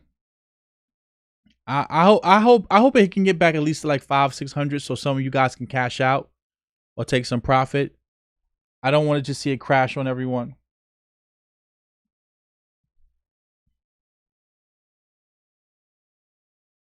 JM Bullion is sold out of silver. There was already a shortage of silver because I told you guys, I believe that they issued more paper certificates than actual silver. When we're looking at these ETFs and all these derivatives, I believe that they rehypothecated more silver than the actual physical asset. Everyone believes that. But again, I still believe it's going to take some time before we really get that bull market. Maybe about like another year before we get that big pump. But if it happens now, I'm happy. Listen, you know me. I own my silver. I own my gold. I have my bars. I have, plenty. I have plenty of silver, crypto. So whenever it happens, that's why you just listen. Put together a budget, $100 a week, $200 a week, however you want to structure it, and just start buying assets. That's it. That's all you have to do, man. Set a budget, and just every week, just keep allocating your money. We know the dollar is losing between 3 to 5% of its purchasing power every year. That's if you believe the CPI data. We know that the government lies and manipulates CPI, so inflation's much higher. So you should always be thinking, if I have 3 to 6 months worth of savings and emergency fund, everything else should be going into investing. And you should be trying to live off of, less than what you spend.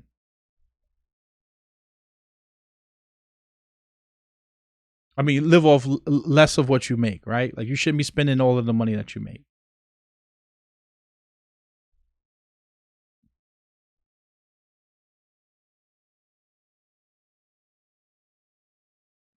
Yeah, Silky Black. I don't. I wouldn't recommend anyone doing that. I wouldn't recommend anyone getting into. I don't listen. I don't believe in getting into any pump and dump personally. If I'm already in it before someone pumps and dumps it, okay, I'll take some profit on the way up. But I don't chase after pump and dumps. I don't. I just don't think that that's smart investing because at that point you're at the mercy of the pumpers, whatever they want to do with this.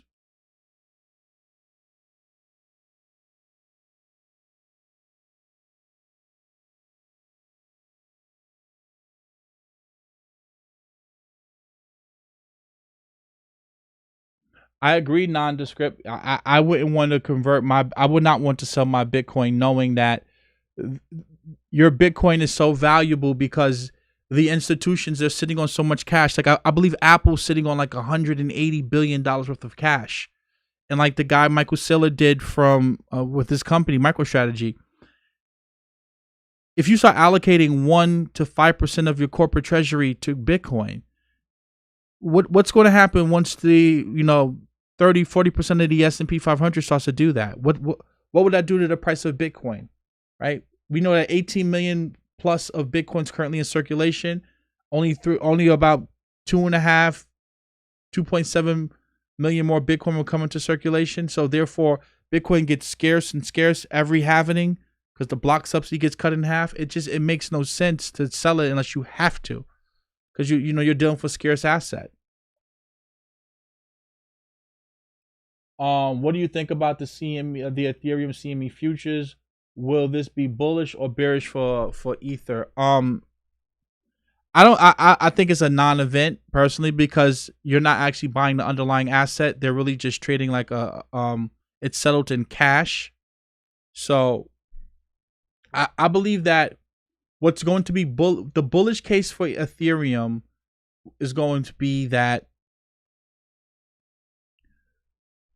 as more and more people pile into Bitcoin, people are going to start looking for alternatives because more and more people are going to get educated about the fact that Bitcoin is technically limited to what it can do and that you can do way more with Ethereum than you can do with Bitcoin. Bitcoin is designed to be digital gold and that's it. And once people start to realize that and learn that, and then they start looking for other alternatives and they start witnessing what's happening with our centralized system, that's going to be the bullish case for Ethereum. And then the fact that we're moving to proof of stake, and now you start talking about the amount of energy and electricity that Bitcoin has to use to secure the network. So I just think that from the design trade-off that Ethereum has compared to Bitcoin, I believe that that's going to be the bull case for Ethereum. I don't believe that the actual the futures will be bullish for ETH or even a Bitcoin ETF. Like a lot of people keep talking about a Bitcoin ETF or an Ethereum ETF. It's just like, I believe just that as Ethereum ecosystem continues to grow, if we could figure out a way to bring down these gas fees, that will be bullish for Ethereum. If we can get the proposal 1559 passed, right? If we adopt that proposal, I think that can really help the network and grow from that standpoint. But I don't believe that the futures will have any significant impact on the price of ETH. I believe right now ETH's getting ready to explode. Because we briefly tapped the all-time high about 2 weeks ago. I believe ETH's getting ready to explode.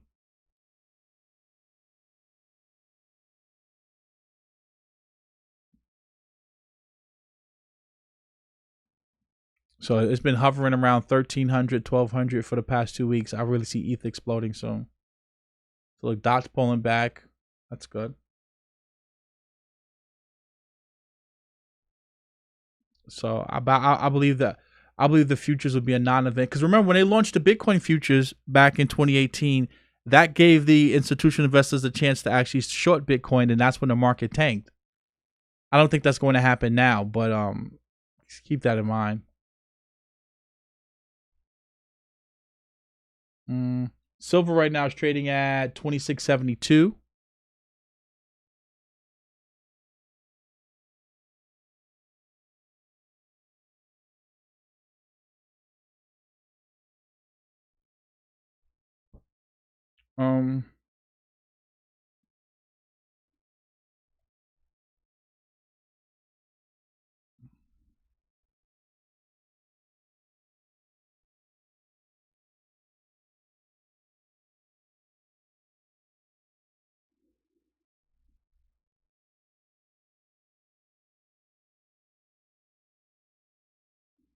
I hear what you're saying. I can't really see what this is. Agent Orange 210. I hear what you're saying, and I would agree with you. But what you're missing is that, and this is what Gary Vee was saying earlier. I'm gonna play it for you again because I know a lot of you are just coming onto the stream from earlier. I'm gonna play the video because we're so interconnected now, and it's so easy to just trade and buy things off of your device. I believe that we're going to bring more people into the investing realm than ever before because technology is the great equalizer. Excuse me. Like, it's so easy to get your information and your ideas out here. It's so easy to pull together information and resources, good information, good research, like I bring you guys on a daily basis. That I believe that in order to be a good investor, you first have to be a bad investor, right? So in order for you to know how to invest intelligently, you have to listen to idiots and lose money, right? Like I used to be an idiot before too. I used to chase shiny objects, MLMs, network marketing, affiliate marketing. I did all of those different things, right? So I believe that, yes, a lot of people will lose money in this, but then they will see people making money. It's the same thing with me. Like I got burned in binary options. I never forget, it was this company called G Options. And it was a guy by the name of Adam Stone. If you don't believe me, go look it up. And they had these time-based binary options, right? Because you have Nadex. Nadex is different than the binary options I was in, right? The binary options I used to be involved in, they were like 5-minute and 10-minute binary options. And like you had to like predict what the price would be in the next 5 minutes or you'll lose all your money. And I used to be involved in all of that stuff. And I started actually making money. The weirdest thing, I would do like the opposite of what everyone else was doing and I started making money, but then the guy ended up taking everyone's money. So I realized, okay, I don't know what I'm doing, but you can make money trading. And then that's when I start seeking information and knowledge. And I think that that's what's going to happen here. People are going to get burned in GameStop. They may get burned in AMC or Ripple, but they're going to be attracted to the idea of, okay, well, maybe this time instead of chasing a pump and dump, maybe just educate myself. So I think that that's what's going to end up happening. The same thing that happened to me. You have to get, in order to protect people, you cannot protect an idiot from themselves, right? Like we were all once idiots. Our parents probably told us, don't date this person, or, you know, don't go here, don't do this. And we still did it and it backfired. So in order to gain wisdom, you must first be stupid and do stupid things. And then eventually you gain wisdom. Now, the sooner that you can learn not to do these stupid things, or the sooner you can learn from other people's experience, will basically help you become wiser in life or a better investor. So I think that that's what's going to happen in the long run. But I don't think that this trend is going away because there's just so many apps now that you can download right to your phone and start trading and investing. I think that we're going to see an acceleration. And I think that we're also going to see an acceleration of these pump and dumps for the foreseeable future. Because with the economy tanking and being so bad right now, people are going to, you know, start looking for ways to make money. This is why hopefully a channel like my channel can grow and I could be that buffer where you don't go too far off the ledge. Like even if you want to invest in Ripple, let's say you put 10% of your money into garbage like Ripple, because it could potentially pump. Remember, this is crypto and the market caps are extremely low for a lot of these assets. So just keep that in mind. But I don't think that it's going to you know, push a lot of people away, because a lot of people have, you know, gambling mentalities anyway. So DB says, wow, I remember G Options, crazy. It was time-based. Yeah, listen, man, I'm an OG, man. I've been doing this for a long time. I keep trying to tell you guys. You could go see some of my old YouTube videos from my other YouTube channel. I've been doing this. I first became an entrepreneur back in 2008. I was in a network marketing company called Ambit Energy. I still to this day get a residual from that company. I've been doing this entrepreneur stuff for a very, very, very long time. I was in G Options. I was in MCA. I was in Wake Up Now. I was in Empower Network. I did affiliate marketing with Peerfly. I sold so much T-shirts on Teespring. The NFL sent me a cease and desist letter because I was just copying and pasting their shirts. ClickBank, been there, done that. I literally, I've come across so many different opportunities. The Forex schemes and scams. To me, it's easier to trade futures, and that's where I really started making money at. When I started trading futures, it became very easy to me because I could see all of the bids and the offers above and below the market, and that made it real easy to trade because once you can see where the big players are positioned, it allows you now to be able to understand and which direction to trade in the market. So that helped me out. But trading to me is the hardest money. It's the hardest, easiest money to make. There's just so many, there's much better ways of making money than sitting in front of your screen and drawing lines on the chart. So I've been doing this for a very, very, very long time. But let me play this video, the Gary V video I was talking about. Look, GME's starting to come up now, guys. So let's see. I'm rooting for you guys. Let me play this Gary V video for you guys.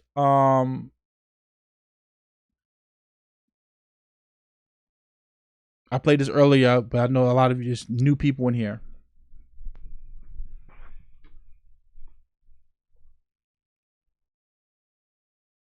Testament to the internet's influence over the market. Gary Vaynerchuk, the CEO of VaynerMedia, joins us now. Gary, you're an early investor in what some may have seen as fads, the cryptocurrency trading platform Coinbase, ride-sharing giant Uber. So what's your take on what's going on in the staying power of what is going on? It's capitalism. It's business. You know, people love free markets and limited regulation until it affects them. And so I think the internet is going to pick on you. It's just the way it is. First, it was bookstores in the late 90s. People that had medallions locked up in New York City thought they were fine. They got addressed. You know, the internet is the infrastructure of society, and humans that are on top of it and platforms that get people together to communicate. This is just the reality of the situation. And so the staying power, this is just the beginning. I mean, everyone's talking about regulating Robinhood or regulating this. Unless we're looking at going the track of China or Russia and actually regulating our entire internet, you can't stop humans communicating to each other. So this is really just an extension of how technology has empowered people in other ways. They may have empowered people to, you know, transport in different ways, to communicate in different ways, and here to trade in different ways. Is that your take? 100%. Like, you know, everyone's baffled all the time. They're baffled that a president can go direct to consumer and not do briefings. They're baffled that, you know, that taxis have been disrupted. Like, everyone's always baffled. When is everybody who's watching this show going to understand that this thing called the internet came along and changed society? This is printing press 100x. We are in the early stages, and people are struggling with calibrating the massive impact of this. Hey Gary, quick question. I mean, so Yeah. you know, you mentioned, you know, obviously Amazon disrupted bricks and mortar retail, and we can, you know, there's 100 examples over the last 25 years. What exactly would you say that Robinhood has disrupted, other than the pricing of trading services? Because to me, I think what it's done is made a very easy on-ramp. It's been a product created by the very people that created the most addictive products that we have on our iPhones, right? Facebook, Google, you know, electronic arts, that sort of thing. So what are they disrupting? What are they making better for the people, I guess, is the question I would have for the Silicon Valley backers. Lack of friction for, you know, very easy to understand how to get on. They like the price. I mean, this has been done over and over. It's what Walmart did to retail or Amazon. Like, it's just the cost was right and the friction was low and the product was simple. They disrupted right brand, right time. You've got an entire generation of under 30-year-olds that are completely passionate around entrepreneurship and business. You know, I'm 45. I was a terrible student. I went to Mount Ida College, you know, 301, the spot. I mean, I didn't, you know, entrepreneurship wasn't a thing. Now every kid 15 to 25 wants to be an entrepreneur, an investor, right? People are like, they have pride in their ability. It's opening up people into the game and they want to do their thing. And, you know, it's just a timing product issue. Gary, thank you for your time. Good to see you. Thank you. Gary Vaynerchuk, VaynerMedia. And you know what, I consistently say that on this channel. when you look at crypto and you look at Bitcoin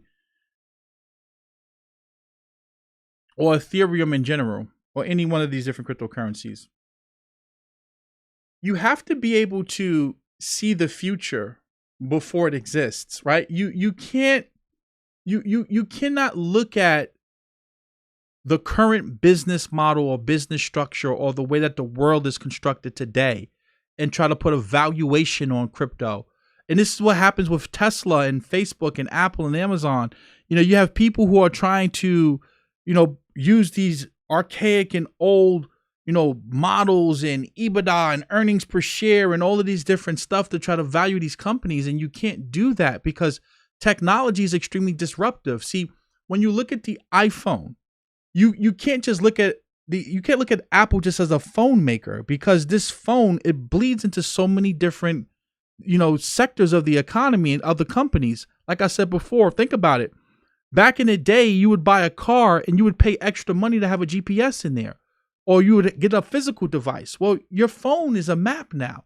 So guess what happens to the company that makes GPS technology or devices? They go out of business now. They don't exist.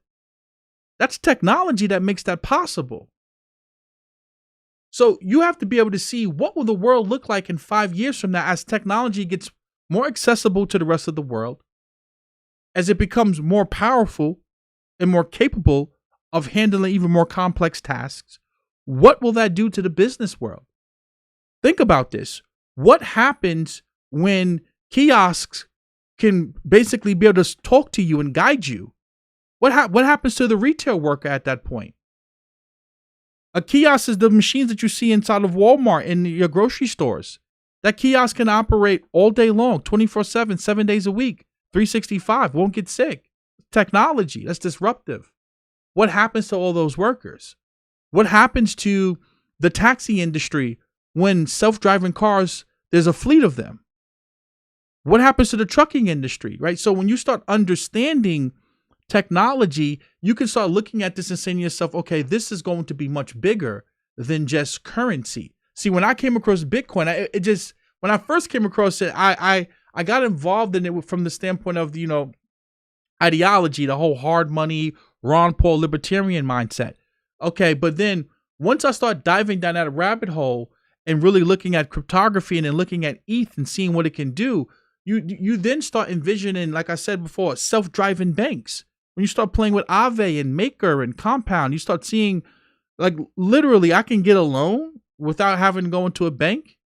I don't have to fill out an application. I literally can borrow money within a matter of seconds. Like, that's powerful stuff right there that you can do. And it's just, it becomes intoxicating. Like, so when you start seeing this, so many different things that this technology can do, and this is why I laugh at people when they say, well, you know, Bitcoin doesn't produce any cash flow, or it doesn't have any earnings. You're literally trying to compare Bitcoin to a stock, and it's not a stock, right? Like, it's idiotic to make that comparison. But see, what happens is, because people missed out on Bitcoin or they missed out on Ethereum, they want to try to find any way to make it out to be a scam because they missed it. They had the opportunity to get in, but they didn't. Because guess what? Wine doesn't have cash flow. It doesn't produce cash flow, but it has value. People collect wine. Art doesn't produce cash flow, but people collect art. Pokemon cards. Some of these Pokemon cards go for thousands of dollars. They don't produce cash flow. So this idea that somehow something has to produce cash flow in order to have value is idiotic. But again, you have people who, they try to use this old way of valuing things, and they don't understand networks, the network effect, and Metcalfe's law. I say this all the time. If I'm the only person with a cell phone, this cell phone is useless because I can't call anyone. It has no purpose. But the more and more people you get into that network, then the more innovation comes, because now people want to make this phone cheaper, faster, more powerful. And then people get the genius idea of what else can we build on top of this? And then they start building applications to the point where your phone's an entire ecosystem. Your phone can order your food. Your phone can order groceries. You can book appointments from your phone. You can pay your bills from your phone. You can date from your phone. There's so much stuff you can do from your phone because more innovation comes. That's what's going to happen with Ethereum. That's what's going to happen with Polkadot, Cardano. people are going to come into these ecosystems and they're going to create so many different things that you can't even envision right now.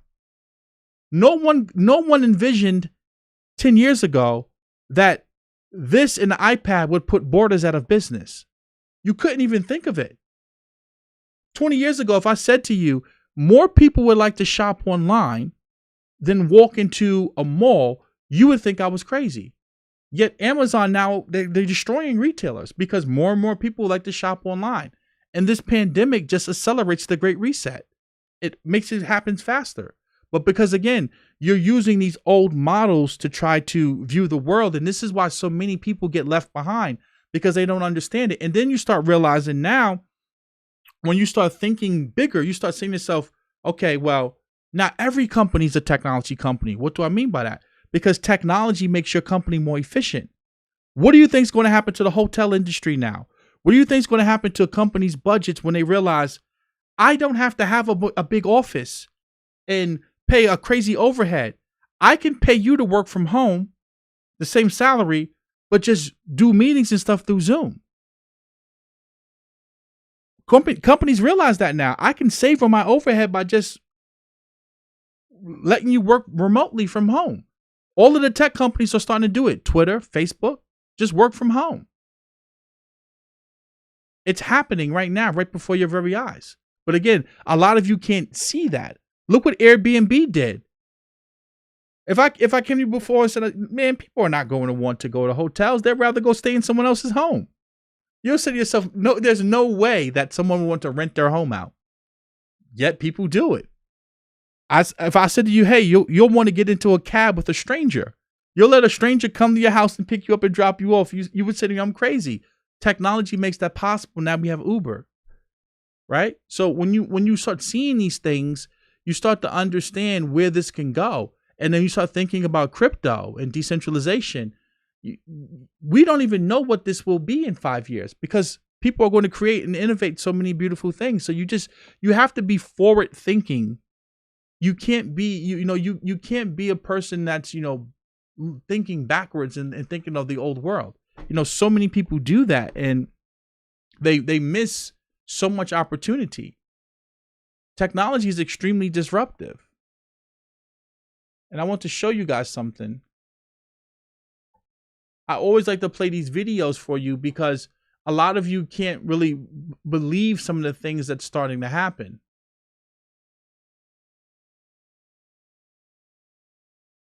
Where is this at? I want to find this video for you guys.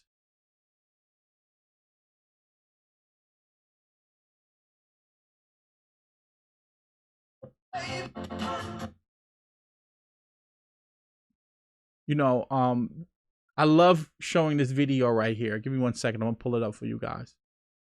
Because this right here allows you to be able to fully understand what's going on.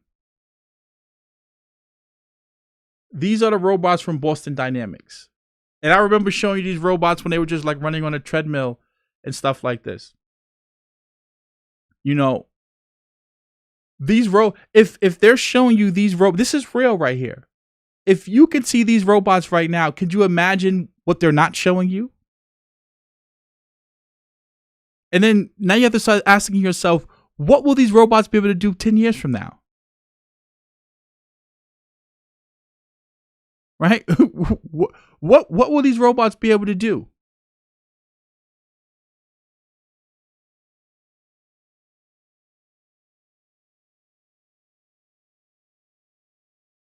And this is why I emphasize coding and programming and getting involved in tech. However you do so, because this is happening. This is happening right now. This isn't CGI. This isn't fake. These are robots. Machine learning. When you go on Amazon and they start recommending stuff to you, that's machine learning. That's artificial intelligence. It's just a lower form of it.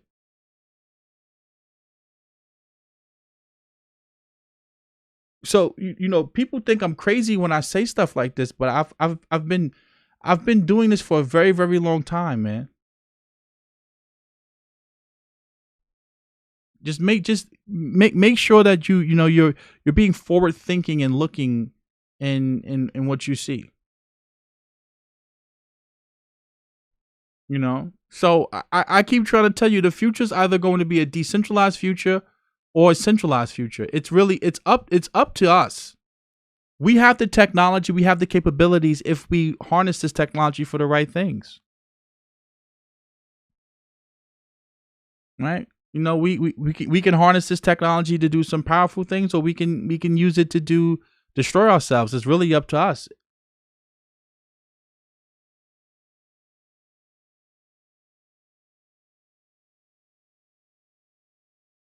So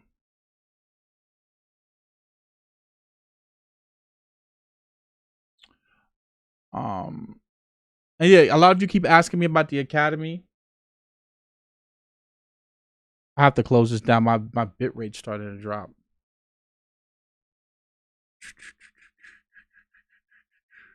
Close some of these windows.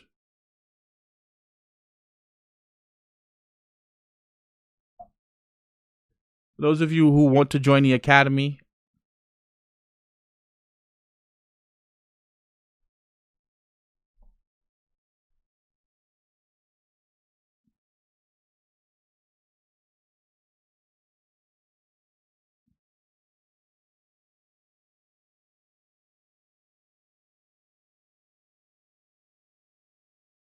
so let's check the chat, see what's going on.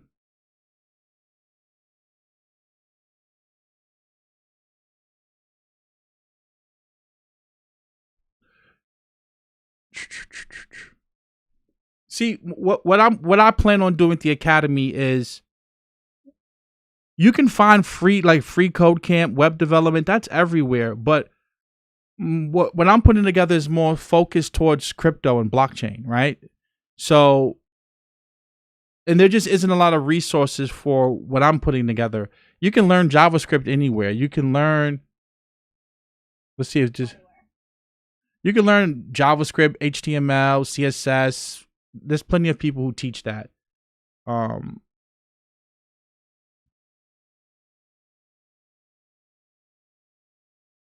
looks like my stream is starting to cut out. So give me a second. We're going to have to close this. Hours. Too much lag.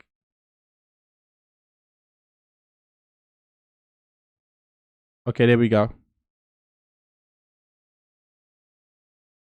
Tell me if I'm back now.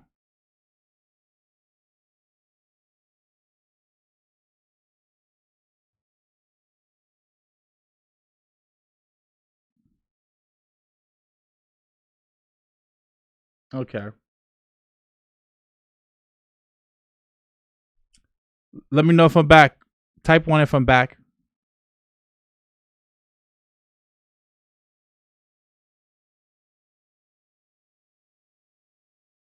Oh, wait, yeah. Let's close some of these windows.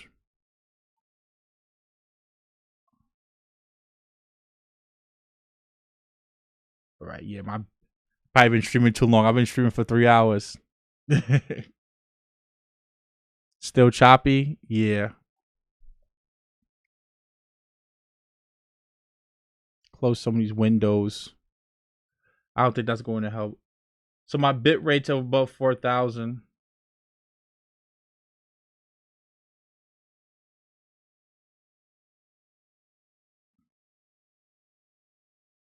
Yeah, looks like I've been going too long today, guys.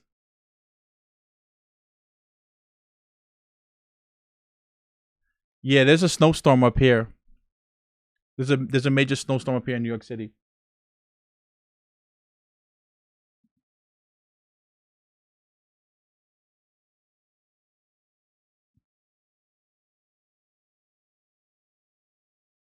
Yeah, it's so let's refresh this.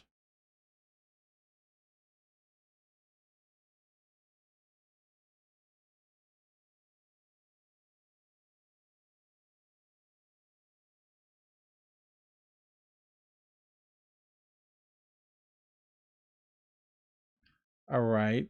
So it says excellent condition. Just check and make sure everything's good.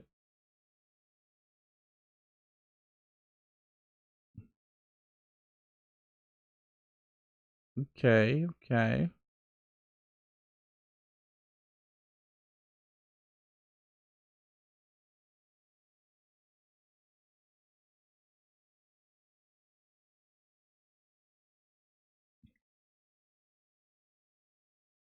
Buffering. Yeah, guys. Looks like it's time for me to end the stream, and then we could come back tonight. So, hold on. We're above 4,000 kilobytes per second. Let's see if we can hold this. Can we hold it? We dropped down back at 41. We're at 5,000. 4,000. All right, yeah. Yeah, I'm going to end the stream here. I'll be back tonight. I'll do a live stream tonight for you guys. There's a lot going on, so let's digest everything. We'll wrap this up. Please do me a favor, like the video, share the video, subscribe, hit the notification bell. I'll be back tonight to do another live stream.